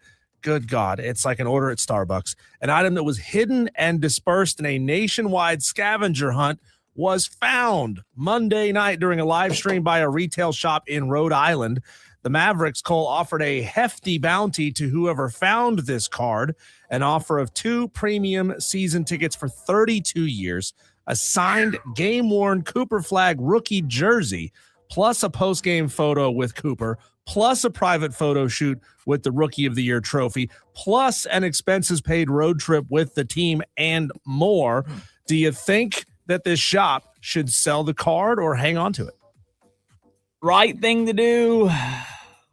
Or essentially give it to the Mavs? Yeah, maybe give it up. Right thing to do. A similar rookie card like this for Paul Skeens sold for $1.1 million last year. Or never mind. So it's a $1 million payday. Just keep it. Or essentially a lifetime of experiences with the Mavericks. Woo. But if you're in Rhode Island, how are you going to take in all of those? That's tough to do. Some camp notes for you out of college football. SMU quarterback Kevin Jennings has a jammed finger on his throwing hand. That will limit him in camp for a week or two. But Rhett Lashley says there are no real concerns about his availability for the season opener. It just hurts. Jamming your finger just hurts. Over the weekend, Cole, the Protect College Sports Act failed to reach a vote during an all-night pre-recess session in the Senate, though the bill did gain a spot on next month's calendar after the chamber comes back from its summer break. South Dakota Republican John Thune said, quote, college sports is something that needs to be fixed. They have a good solution. We got it teed up for next month. Well, we'll see. Try again another time, right? Yeah. We'll try again. The Buffalo Bills, we talked about this earlier, say they plan to spend the next several weeks addressing fan concerns after 51,000 Bills Mafia showed up for the return of the red and blue training camp practice event. And many PSL owners took photos over their frustration over their obstructed sight lines inside the brand new stadium. They were posting them on social media. They were everywhere. It looks terrible from some of those seats. But they do say that some of those seats that were photographed are not actually going to be for sale for football events. Well, the simple answer is, like we talked about earlier, don't buy those seats. There's your simple solution. Well, right? they better be cheap if you can't see the whole field. Yeah, but they won't be. I wouldn't even go. I still wouldn't go, though. Like, even if they were free and that was your view, you get a better view at home for free. True. You know, I mean, I wouldn't do it. Tarek Skubal made his Dodger Stadium debut, and even though the Dodgers did win that game, Tarek's outing didn't go particularly well. He struggled with command, especially on his fastball, lasted 5 innings and threw 95 pitches. Since trading for Tarek Skubal, the Dodgers are just 2-7. It's not going well. Yeah, bad trade, right? Send them back. Exactly. Send them back to Detroit. Send them to Atlanta. See if it's better there. Right. Maybe just a better fit is what he needs. Atlanta lost last night's game, game 1 against the Mets in a 3-game series off of Brett Beatty's first career grand slam in the first inning, Of course, which he hit off of Bryce Elder. The Mets tacked on runs in the 2nd, 3rd, and 9th innings as well. The Braves did score throughout the game, just wasn't enough. Yeah, you know what? A once-in-a-lifetime opportunity like that has to happen against the Braves. Of course it does. Atlanta's back in action tonight hosting the Mets. Martin Perez will face Nolan McLean. Senator Richard Blumenthal of Connecticut and 2 other House representatives want Major League Baseball and its players union to ban promotional bets like the one that was offered featuring a personalized greeting from Phillies right fielder Bryce Harper, calling it predatory promotion. Wow. In November of 2024, a VIP customer sued FanDuel for sending him a cameo video also featuring Bryce Harper. How about that? Woo. The bettor sued the sportsbook for taking advantage of his gambling addiction. Interesting. If there was ever any doubt what sport rules American TV, Cole, the NFL Hall of Fame game between the Panthers and Cardinals tallied 7 million viewers, more than the most viewed MLB game so far this season and any NHL game last season, including the Stanley Cup. And to be fair, MLB and NHL are blacked out across the country, you know, so like it's hard to watch them. But no, football does. it's king. South Carolina basketball fans feel good about this, I guess. The men's basketball team absolutely dominated the Bahamas national team to close out the Baha Mar Hoops Summer League, holding the Bahamas to just 23% from the field in an 86-46 win. Baja Blast, like Taco Bell drink, or is that a different? Baha Mar. Baja Mar, not Baja Blast. You ever had that Baja Blast? I have. Oh, so good. That's Mountain really Dew Baja Blast. The Minnesota Vikings have named Kyler Murray their starting quarterback. How about that? So now he knows. And last Daily Wire for you here, Cole. And there's a photo. If you haven't seen it yet, it's right below the Daily Wires on the log. Illinois has just installed the largest video board in college football at, I think it's Geis Memorial Stadium, surpassing Auburn's as the biggest video board in college football. It measures 17,000 square feet. It basically goes corner to corner in an end zone. It's enormous. I must say, it looks great. It looks great. Illinois, congrats to you. I don't know what you're going to be getting in the near future, but you got a video board that's spectacular. It's nuts. Diesel, we continue this Flawed Tuesday. Not a Flawed Tolo Tuesday, but a Flawed Tuesday. We opened the show with what Shane Beamer's biggest flaw was. After that, we talked about the Buffalo Bills' biggest flaw, Diesel, and their stadium design. The Flawed Tuesday continues. It's now Clemson's turn. We turn the page to Clemson. I believe Dabo Swinney's biggest flaw, and it's not what everybody else thinks it is, in recent years has been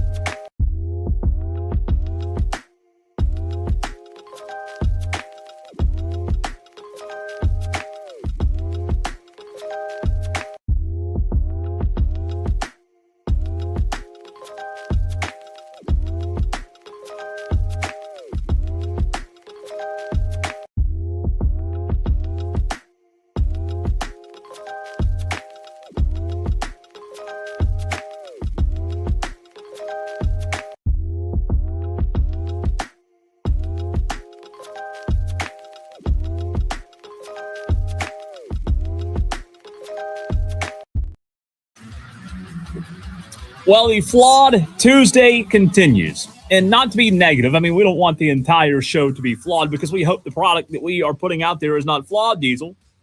But this is the theme of today's show. If you just tuned in, we gave at 3 o'clock Shane Beamer's biggest flaw as head coach at South Carolina.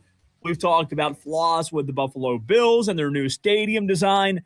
Diesel, you and I both agreed that his biggest flaw probably is has been his inability to hire an elite coaching staff around himself, talking about Shane Beamer at South Carolina. And I think most people, including Gamecock fans, would agree that that's what his flaw has been. I don't feel like that's a hot take, right? Not a hot topic.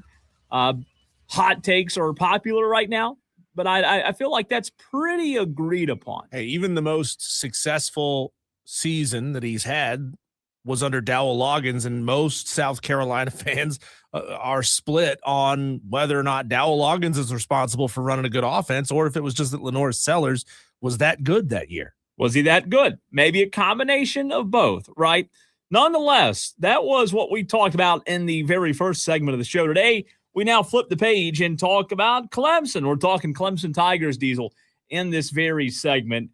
And on this Flawed Tuesday, well, let's continue the conversation. What is Dabo Swinney's biggest flaw? Wait a minute. Now, I know that most people will say one thing is his biggest flaw. Well, Dabo Swinney hadn't used the transfer portal properly. He hadn't embraced NIL. Wouldn't you agree that if we just put it out there, people would say that's number one? Yeah, that would be survey says most common answer. Okay, survey says I like that. Most common answer, he doesn't use the portal enough, hadn't maybe adapting now, maybe getting a little bit better, right? But I have an answer, Diesel, that's maybe going to surprise you, maybe surprises the Tolos. 844-326-3663. Save that number in your phone. We'd love to hear from you if you're a Clemson fan. Text or call. Text or call. One number does it all, especially if your name is Paul. Diesel, y'all. Yep, thank you for the y'all there. I missed that one. That was an easy softball swing and a miss there. Nice softball. Yep. Dabo Swinney's biggest flaw, in my opinion, as of late, keyword, in the past 5-ish years, has been the sacrifice of the opener. The sacrifice of the opener, in my opinion, has been Dabo Swinney's biggest flaw in recent years. Okay, you're going to have to explain what you mean by the sacrifice of the sacrifice opener. Not the lamb. Yeah. We're not sacrificing lambs. They played some pretty tough competition in opening weeks the past couple of years. They have played some tough competition. But when you talk about openers, a loss to Georgia, you lost to Duke, you did beat Georgia Tech, hoorah, in an opener, right? We all remember that 2023 Duke game where they lost on Labor Day night on a Monday night. Yeah, lost to Georgia. Memory a lot of Clemson fans want to black out. It was bad. Lost LSU last year. They are 1-4 in the last 5 season openers, with Clemson averaging just 12.8 points per game. Ouch. Even worse, Clemson's 0-4 against Power 4 conference opponents other than Georgia Tech in those 5 openers and only scored 23 points in those 4 losses, 5.75 points per game. Slow out of the gate. My argument here when it comes to Dabo's biggest flaw is not that Dabo can't coach, but that Dabo Swinney doesn't put enough significance. Now, he'll tell you he does. That's one of their goals, right? They check it off, win the opener. Mm-hmm. And you just asked me to explain. You need some context. Yeah. Quarterback. Let me explain to you, Diesel and the Tolos, on this Flawed Tuesday. You ready? If you know deep down who the better quarterback on the roster is right now, whether it's Christopher Vazina, whether it's Tate Reynolds, is Tate Reynolds ready? Maybe not. Is Vazina, has he earned the opportunity? Maybe he has. But here's my point. He's done this with other quarterbacks as well. But I think particularly in this year's instance, Diesel, talk about sacrificing the opener. If you know quarterback A or quarterback B gives you the best shot to win that game, I do not care if quarterback A or quarterback B has earned the spot If quarterback A or quarterback B is a senior, if he's put in his time or a junior or he's next in line or the loyalty, I do not care. And I'm not saying Dabo Swinney believes this or that. I'm just saying it feels as if in recent years, especially this year, that there is an argument to be made that Tate Reynolds is a better quarterback on the roster. Coming out of fall camp thus far, there have been a lot of positive reports about Tate Reynolds.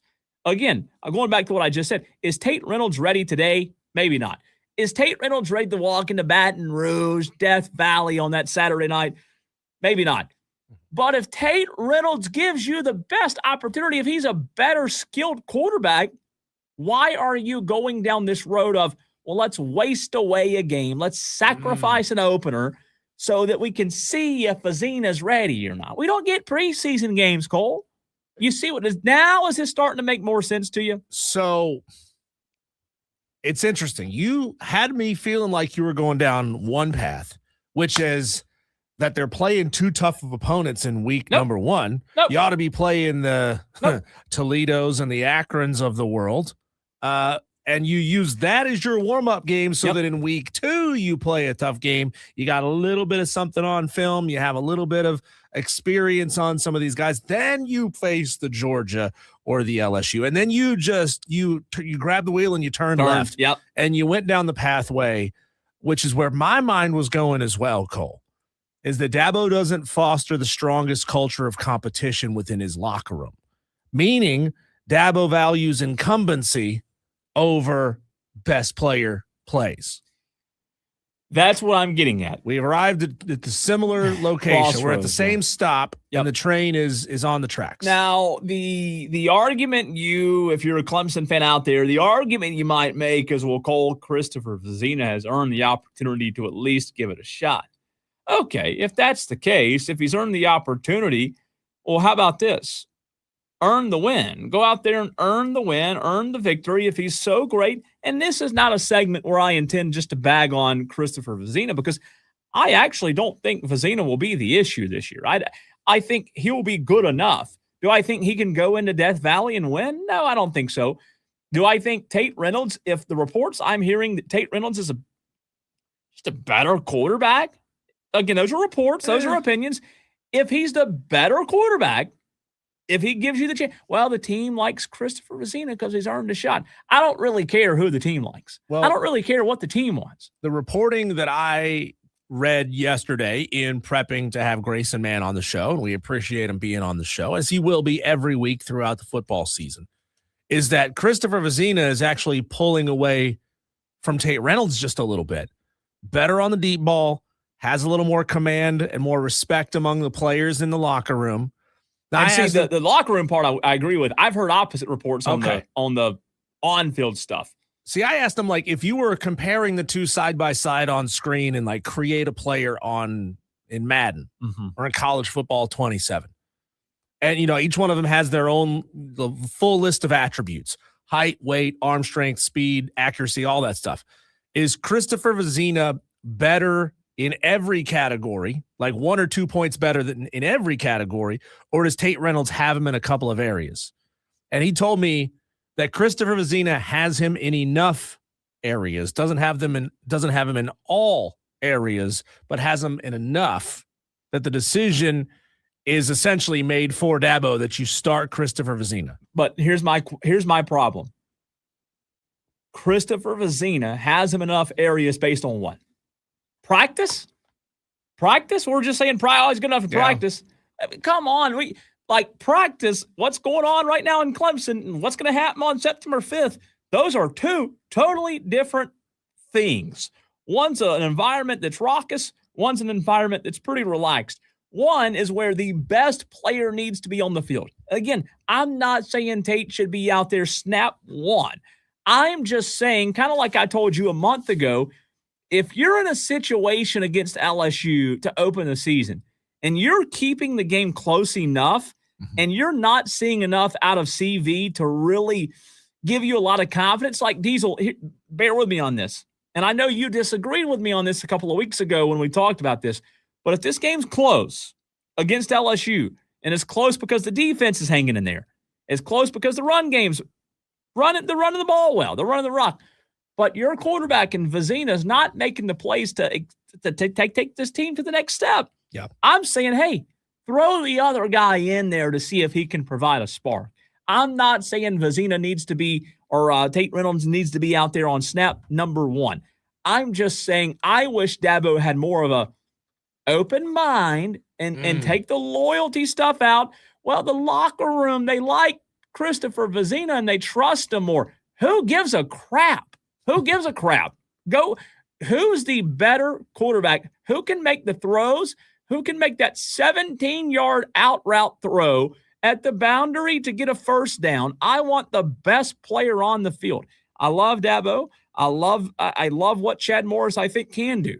I just don't want to feel like we are handcuffed like we have been in the past, Diesel, watching Clemson. Well, it doesn't matter what's going to happen against LSU. Vizina's going to be out there. Hell or high water, Vizina's going to be out there. We're not going to make any adjustments. That's just the way it's going to be, Jack. Well, this is why you need to pick up the phone and call Clay Helton down at Georgia Southern and say, hey, Coach, would you mind swapping some games around? What's his number? Yeah. Can we get you in week number 1 instead of week number 2? What's really interesting, Cole, is Georgia Southern plays Clemson and Charleston Southern, and Clemson plays Georgia Southern and Charleston Southern. So those 3 teams play a round robin between them. That's fascinating. But why do you keep doing this to yourself in week 1? I mean, I know you want to be on TV. You want to have the marquee matchup that people are going to be paying attention to. But if you have the opportunity to move games around, and just for the sake of argument, who does LSU have in week 2? What if you called up LSU and you said, hey, Lane, do you think we could swap this around and not do this in week number 1? LSU in week number 2, Cole, will face, if I could ever grab this page and turn one page in the Phil Steele Bible. I think it's McNeese. They play Louisiana Tech. Oh, okay, got you. They play Louisiana Tech. You could flip those 2 games and play them in week 1. I think that's wishful thinking. Keith and TR says, but what you just said kind of contradicts what you're asking by saying, is Tate ready? Maybe not. Why would he put him out there if he might not be ready? I'm telling you this. Keith, real simple. I don't know the answers. I'm not there. I'm not the coach. I'm not with them. I'm just telling you this. If you as a coach are smiling and thinking, this guy's got something special, like some of the reports that I've heard. And again, I'm not telling you the reports I've heard are from Dabo Swinney himself, but some of the reports that I've heard that, man, Tate Reynolds might be a special kind of quarterback. Why are we waiting to put the special kind of quarterback out there? Again, I want to say it one more time. If that's the case, if you in your heart of hearts as a coach feel as if Christopher Vizina gives you the best chance to go out there and beat LSU, then by God, by all means, put him out there. But if you at any point during preseason or during that game, think to yourself, Vizina, maybe he's not making the play. He's not making the plays we need. Hey, you can be conservative. You can manage the game. Yeah. I don't know that Vizina, what worries me is we're less than a month away. What worries me is Vizina, does he have that it factor? Does he have the ability to make that play, to take over the game? Reports I've heard from Tate Reynolds, they believe he's a special kind of player at quarterback. Well, what scares me is that what if Christopher Vizina is just good enough to win the job next year as well, and Tate Reynolds says, I ain't sitting behind him waiting.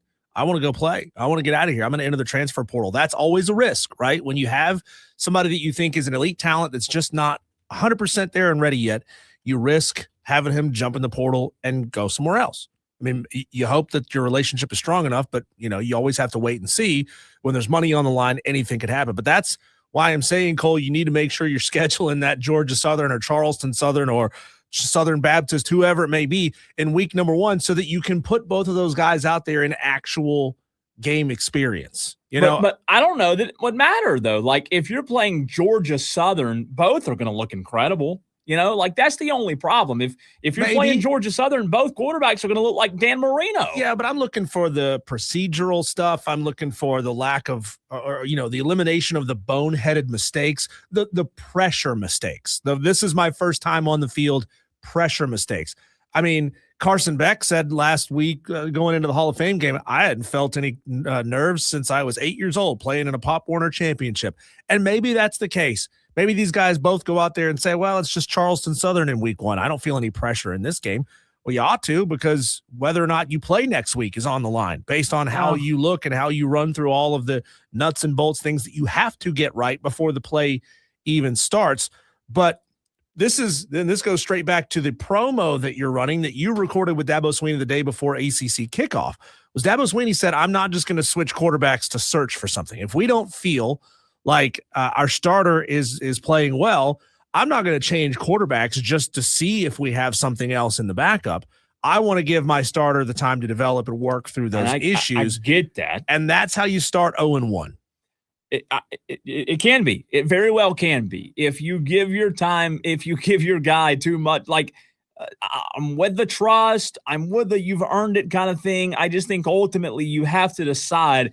You know, I remember back to I'm so bad with memory. Was it when Alabama made a quarterback change, and I forget what year, in the middle of a game, Diesel, and was it Jalen? They took Jalen out and put in Tua? Maybe it was. I'm just so bad with that kind of memory. But like, I want to have a head coach that doesn't care about the trust and all that stuff during the course of the game. Do what you feel, that instinct.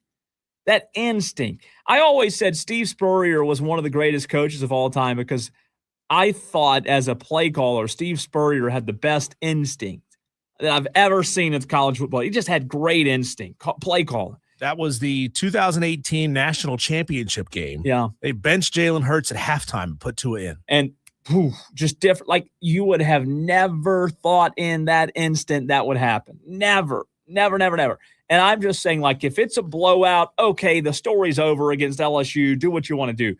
But if this thing, I'm not saying this scenario is going to play out, but I've just been hung up on this for the past summer, for the past few months. If you're hanging around, and I think Clemson will hang around because I think LSU will be undeveloped. I think they'll win the game, but I do think Clemson will hang around. If they hang around, and you're not seeing enough from your quarterback to make you believe that he can go make that big time throw, all I'm saying is, hey, be a little ballsy. Try to go win the game. I think if you're a Clemson fan, what it boils down to, does it all come back to quarterback? No, but it all comes back to in the season opener, Clemson hadn't been good in season openers as of late, Diesel. That's a fact. Yeah, well, coaches get paid to evaluate individual player performances during the game. If your wide receivers are doing what they're supposed to do, if your offensive line is doing what they're supposed to do, if the running backs and the tight ends are all doing what they're supposed to do, but the quarterback just isn't it. He just doesn't have it today. A halftime change shouldn't be off the table for Dabo Swinney. John Dog says everyone should open with big teams. I don't have a dog in the fight, but I would like to see Georgia play a big game on week 1. I agree, John Dog. I want to see these teams play big opponents on week 1. But when you're 1-4 in your season opener in the past 5 years, and they've all been against power conference teams, maybe you need to look at your scheduling model and say, we do need a tune-up after all, rather than starting with somebody who's a bigger threat. Or how about this? Instead of doing that, how about just figure out how to win the freaking opener? Like, quit making excuses and changing the schedule and just try to figure out how to win the opener. Because Dabo Swinney's preached, we want to win the opener. We want to check that off. That's one of our goals. Win the opener, win the state championship, yada, yada, yada. Instead of like changing the schedule, just figure out a way to be more prepared. I remember back to that Georgia game a couple of years ago, Diesel, 2024. Clemson's offense was just putrid. Figure out how to look more capable in openers against Duke. I mean, who saw that one coming a few years ago? I just am so sick and tired of the openers being bad. The Georgia game, 2021, the offense was horrible. The offense has been bad in every opener. Last year, Clemson kept it close against LSU. They did not have enough offensively to go win that game, to find a way to win that ball game. Just figure out a way to look more prepared in the season opener and provide a product that's worth watching, because the fact of the matter is, Diesel, Clemson, Dabo Swinney, and this coaching staff in the past 4 to 5 years, they have not provided a product that fans are proud of on opening week, and that's a problem. I get it. But you say that as if, and I'm being a little facetious here, okay? So I'm reaching here a little bit. You're saying that as if they're doing the wrong things to prepare for their big time week 1 openers. If they're doing everything they think they need to be doing, and they're still losing these games, maybe you need the tune-up game going into it. That's all I'm saying. Corn Chip says, you never know. We might be the upset of the season. Here's the thing, Corn Chip, and Corn Chip is a Georgia Southern fan, my school's biggest rival. I cheer for Georgia Southern to upset Power 4 teams every single time they play them. I cheer for Coastal to do it. I cheer for Old Dominion to do it. I cheer for James Madison to do it because it's great for the conference. That's the only time I cheer for the conference is in the big-time power opponents on the road because I think it makes this conference look so much better. Yeah, I don't hate that. I don't hate it. I just hate losing the openers. Cocky for a reason says Dabo ain't got no balls to make a change at quarterback like that. Where's Cocky been, by the way? Yeah, you didn't call in yesterday, Cocky, for a reason. No. 2 days in a row. No, I got a call from Matt from Ohio. I got a call from Sean in Simpsonville. I got a call. I didn't get a call from Dewey. I don't know where Dewey's been on the phone lines. What's going on? It's unfortunate, Cole. Here's something wild. You know how in MLS, like players that have been great around the world, they come and they finish their careers in the MLS. They're not playing against the best possible competition. Maybe they're a little old, they're a little washed up, but they're getting paid. Well, could that be happening in the NBA in the future? I want to get your thoughts on a huge offer made to an NBA superstar to leave the NBA. That's next.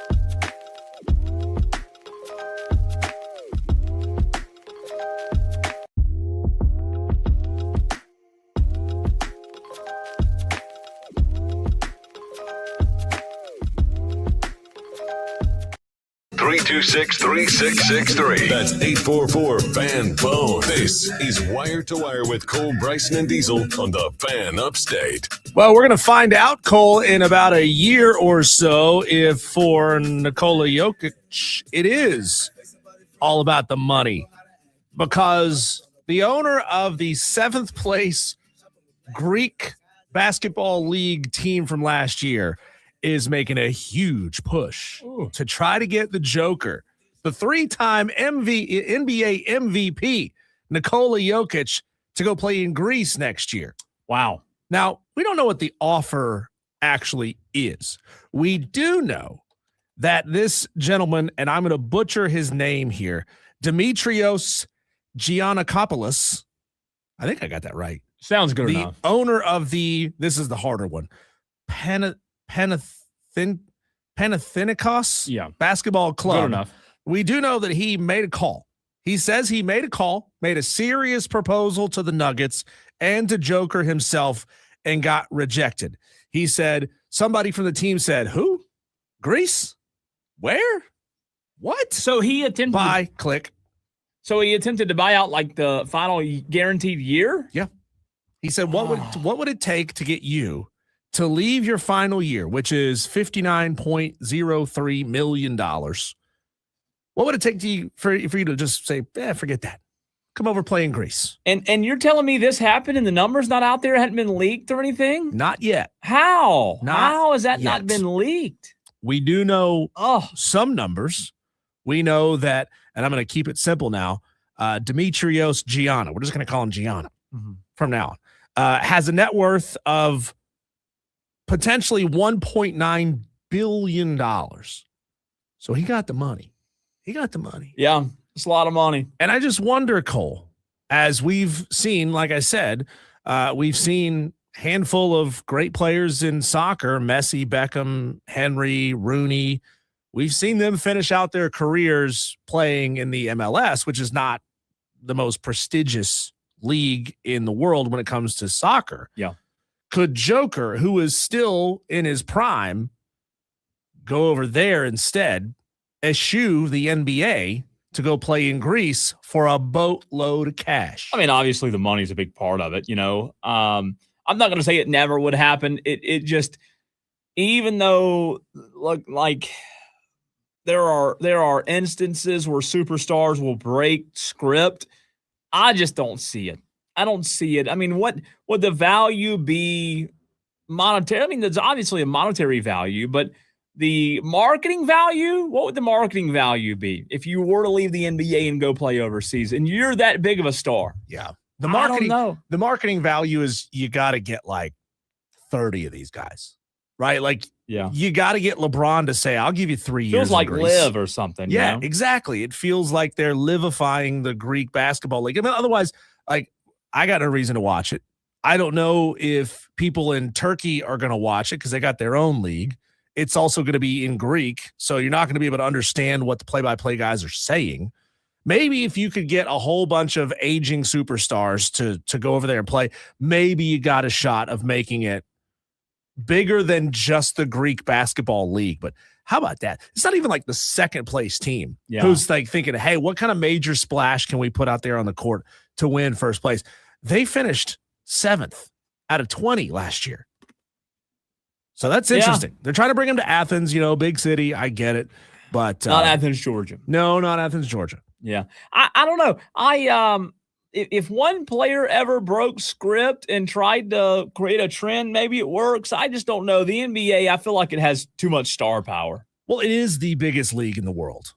Yeah. I don't know what superstars are making in Greece or these other leagues around the world, but it is by far the most prestigious. That's why all the international players, they come and play here. They get those massive contracts. Now with Joker, maybe there's a shot, because isn't Joker the one, and help me out here, isn't he the one that always goes back home during the summer? Does the horse stuff and horse racing. He's not interested in like living the American lifestyle. He comes to America to make money, play in the biggest league in the world, and go home. Yeah, I mean, if it were something where it was like family and lifestyle, I could see it. That's the only way I could see it happening. If there was like family involved, and hey, if this were the situation, we're all by families in Greece, and then that's where I'm going to, and I can still make a boatload of money. I've made enough. Yeah, let's go do it. Let's go home and just finish it out. But in his situation, you know what cures all that homesick is the amount of money he makes. What'd you say it was a 50? What was that number 50? He's guaranteed last year. On his contract for 2026 will be $59.03 million. Yeah, I think I could stay away from home for a little while to make $60 million. If he exercises his option for 2027-28, that number goes up to $62.8 million. Yeah. So it's interesting stuff. Speaking of interesting stuff in the NBA, Cole, I feel like this was done on purpose. How fun is this? The New York Knicks are going to face the Philadelphia 76ers in the opening slate of NBA action. We're going to get LeBron with the 76ers against the defending champions. This is great. It is. And also, as some of the schedule releases starting to come out today as well, Diesel, LeBron James' first game as the Philadelphia 76ers will be against the Cleveland Cavaliers. Hey. The Cleveland Cavaliers. So, you've got to do a little – you know how we talked about a month ago or so? Well, the NBA is waiting on LeBron to make a decision. There's a lot of this script writing, a lot of this scheduling. I'm not going to call it script writing. A lot of this scheduling. I mean, they were waiting on LeBron. You write these stories and these big games. I mean, you see him against New York. What'd you say? That was the that's the opening night. Opening night, New York. So that'll be in New York. Good thing is LeBron's not going to have to travel, right? Because he's going to live in New York. So he will be able to stay right there in his city of New York. Now, there's a promo running on, I forget which show it is. It might be Black and Abdallah, but they were talking about, all the murals that they paint on buildings. Wouldn't it be fascinating if they would never do this, but how fun would it be if they painted a LeBron mural on the side of the building that LeBron lives in when it's a city he doesn't play in? Yeah, it'd be interesting. And I apologize. I said that wrong. The Cavs open their season against the 76ers. So you said Philadelphia opens against New York. Correct. Well, the Cavs open their season, I guess, a couple days later against LeBron. And that's in Cleveland, or is that it's gotta Philly? Be. It better be in Cleveland. Yeah. It better be. I mean, if not, what are we doing here? Going back home. I mean, it should be. Should be in Cleveland. As much as I make fun of the WWE for being, scripted sports and just soap operas for adult men, they figured out how to make the drama sell. And this is selling the drama. For those of you who like the band Live, this is selling the drama. You have to have it. Of LeBron with Philly playing in New York for that season opener while they're debuting the banner. I mean, they also got a great slate. Boston against Detroit in that triple header on opening night, and Oklahoma City against the San Antonio Spurs. Those are three must-watch basketball games on opening night, and credit to the NBA for scheduling. I think it's great. Well, the same thing the NFL does, to open the season with the rematch of the Super Bowl. You get that sometimes on a Thursday night, whatever date that is. I think the scheduling has to center, not center around what the fans want, but it's got to be enticing. Keith and TR gets in on the Joy Law Firm text line. He says, I'll be in Athens in October. I'll talk to them about the offer. We'll get it hammered out then. LOL, says Keith and TR. Now, Keith, we're talking about Athens, Greece, not Athens, Georgia. Are you aware that we're not – or Ohio. That's where the University of Ohio Bobcats are. No. We're not talking about that. We're talking about overseas. I don't know which Athens. I'm kidding. Hopefully you are going to the Athens. That is pretty cool. What are you going? Let us know, Keith. What are you going to Athens, Greece for in October? I'm a little bit jealous in that. So there's Athens, Greece, Athens, Ohio, Athens, Georgia. Is this just a normal thing? How many Athens there are? I'm going to look it up. That's an interesting question. There's a Greenville in every state. How many Athenses are there around the world? There's a Greenville in every state. There are 22 to 34 places named Athens, somewhere in that, and depending on how you count incorporated cities. But yes, there is a Greenville in every single state. Wow. Yeah. Isn't that crazy? We got to change our name then. I'm telling you. I know where, that Greenville. But we need to change our name. Maybe not like Alaska and Hawaii, but I think I'm going to look. Greenville, Hawaii. It wouldn't fit, right?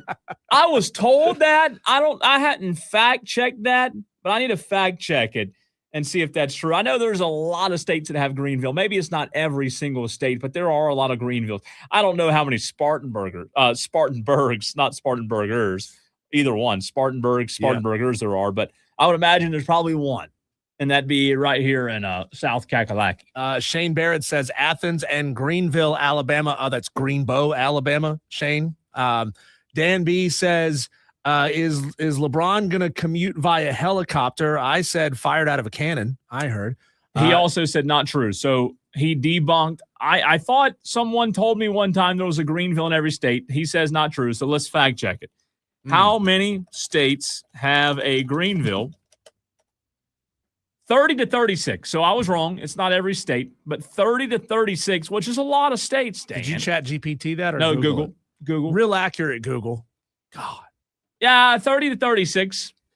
City, town, or community named Greenville. So that's a good bit. Not 50. I was wrong on that. I will fact check next time before I give my geography lesson. I think we got to come up with something more unique than Greenville. We can't be one of 36 Greenvilles. A lot of Greenvilles around, but that's what you get when you live in Greenville. If you lived in Spartanburg, you'd be more unique, Diesel. Final segment of hour number 3 coming up next.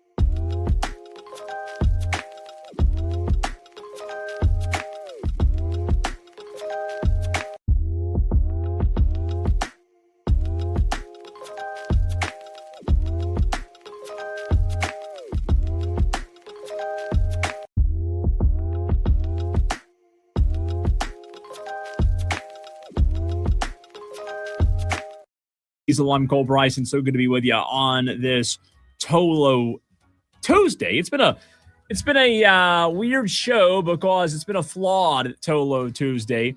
Did we get through all of our tailgate questions on the questionnaire earlier today, Diesel, or did we leave any? I know you were going through a list. Mm-hmm.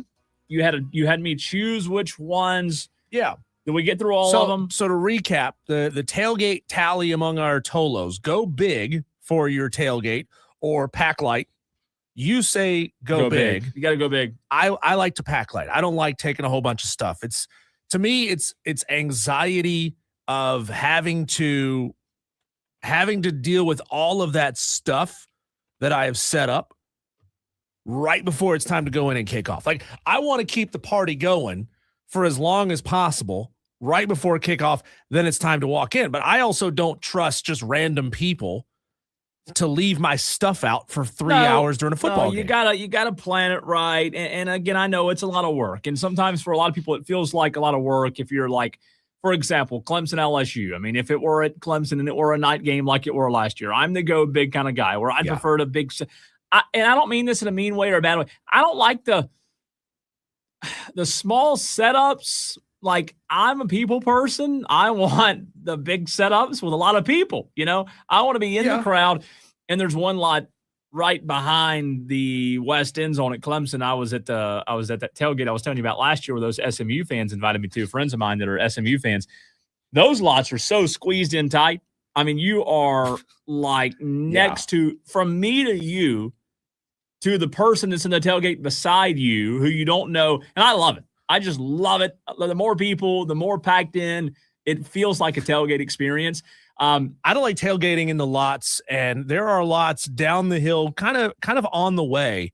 If you're walking between the media lot that we always park at to the stadium, there's a parking lot on either side of that road on your way up the hill where it's tight enough that you park your car and people put their tents and their grills and all that stuff out into the road. Now, if you don't show up early enough, you got a hell of a time getting into your tailgate spot because you've got a sea of people that you have to park. It's tough. Plus all the gear that everybody is set up. You got to get there early, though. And tailgating for me, like, I enjoy the game, but the tailgating experience has always been the cherry on top for me. It's what I love. And I'll tell you this. We talked about this last year. When I went to Ohio State, Diesel, for the first time last year to a game, I enjoyed it, but the tailgating experience, the tailgating layout at Ohio State, and Buckeye Mike and I were talking about this last week, it's not the same. It's not the same as even like a Carolina or a Clemson or a Auburn. I mean, Auburn's tailgate, if you've been to an Auburn game, it's like tailgate madness. But at Ohio State, there were, you know what was weird about the Ohio State tailgate scene? You had to look for tailgates. Like, you know how you go to Clemson? What? Oh, I'm not kidding. So people just like ride in, park, and go to the game and then leave? I'm not going to say there aren't tailgates, but That's Buckeye lame. Mike can attest to this. And any other person that's been to the shoe, that's been to Ohio State, Buckeye Mike can really explain it better than I can. But like, we went to this one party like in a parking lot where it was like a restaurant. It was like a big parking lot party, which was fun, but it's not the same tailgating experience up north, man. It sounds like sponsored tailgates. Like the restaunt's putting on the tailgate. They want you to pay money to the restaurant maybe to get some food and beverage and all that stuff. It felt more like an NFL environment to me. Yeah. Ohio State did. And again, I love an NFL game.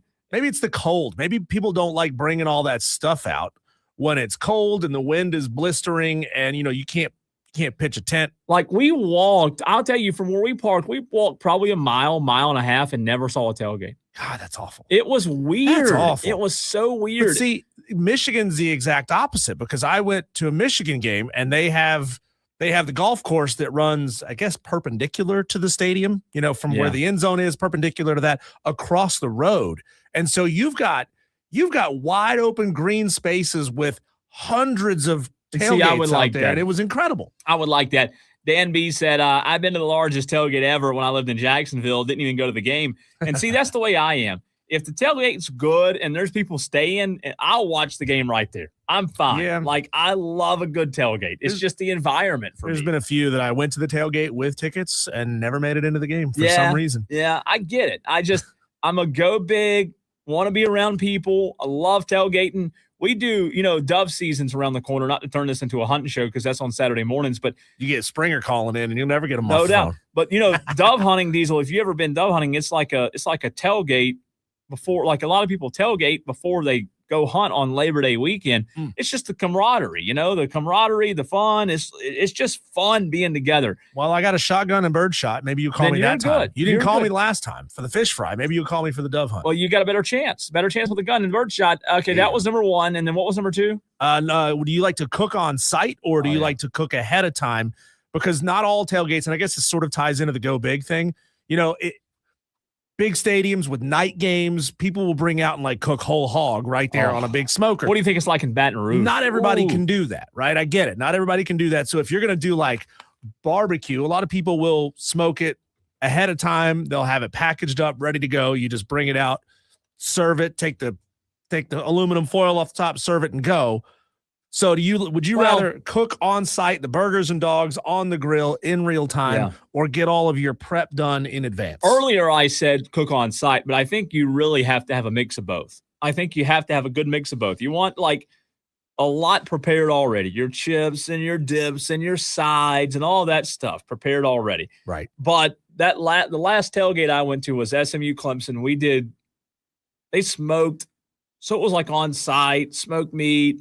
They've been smoking it all morning, and it's hard to beat that on site. So I'd go on site with that answer, but I like a little bit of both too. You got to have different options. You can't just have one option. The ability to time that out, especially if it's a noon game or a 3:30 game, it's tough to time out smoking an animal. And some people I know will have they'll have the coals in there cooking the meat or smoking the meat while it's driving up the interstate. Towing the big smokers. Yeah. Question number 3, better tailgate game, cornhole versus beer pong.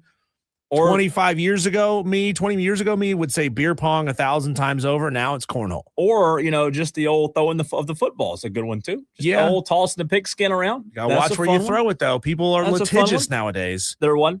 Litigious. For those that don't know what that means. Suit happy. There you go. Lawsuit happy. I doubt 99% of our audience knows what that word means. It's that North Carolina education. So there's ladder ball and what they call it, like washers, I think. Yeah. Is where you toss the washer at the PVC pipe. Yeah. It's all fun, but if you got good food, you don't need good games. Bocce ball. A lot of people play bocce ball as well. And the last question, we didn't get to this. You good? Need some water. Would you rather pay a lot of money to park up close or park for free and walk in? Park for free. Park for free and walk in. Well, no. If you're tailgating or you're just saying in general, because it depends. If you're not tailgating, if you're not tailgating, I'm fine walking. I'm good with the walking. If you're not tailgating, I'm good to walk. I'm fine with it. Like those roads way out on Clemson's campus, about by the golf course, where you got to park on the side of the road and walk in. That's a long way. I've done it a lot of times, but no. If I'm not tailgating, I don't mind walking. I mean, I don't mind it. I ask you a lot of Clemson questions because I know you're a Clemson homer. Oh, there you go, cocky for a reason. Didn't hear from him today. Didn't hear from Tom. I guess Tom's still in. Where's Tom? He was in Germany. Germany. Yeah, he's still there. He's over there with the Fräuleins, I guess. Shane says the white tent city at Auburn spectacular for tailgating. I've been to Auburn once, and Auburn's got a great tailgating scene. I hear it pales in comparison though to Ole Miss and the Grove. I hear like Auburn's tailgating is buns compared to the Grove. It might be. That's what I'm saying. Is SEC, that true, Shane? I mean, it's is that tough. true? It's hard to beat, man. Yeah. Diesel, let's get to the conversation we had earlier in the show. We're going to continue this Flawed Tuesday. Okay. We talked Dabo. Let's go back into this Shane Beamer. What do you Gamecock fans think Shane Beamer's biggest flaw is? We'll get to it next.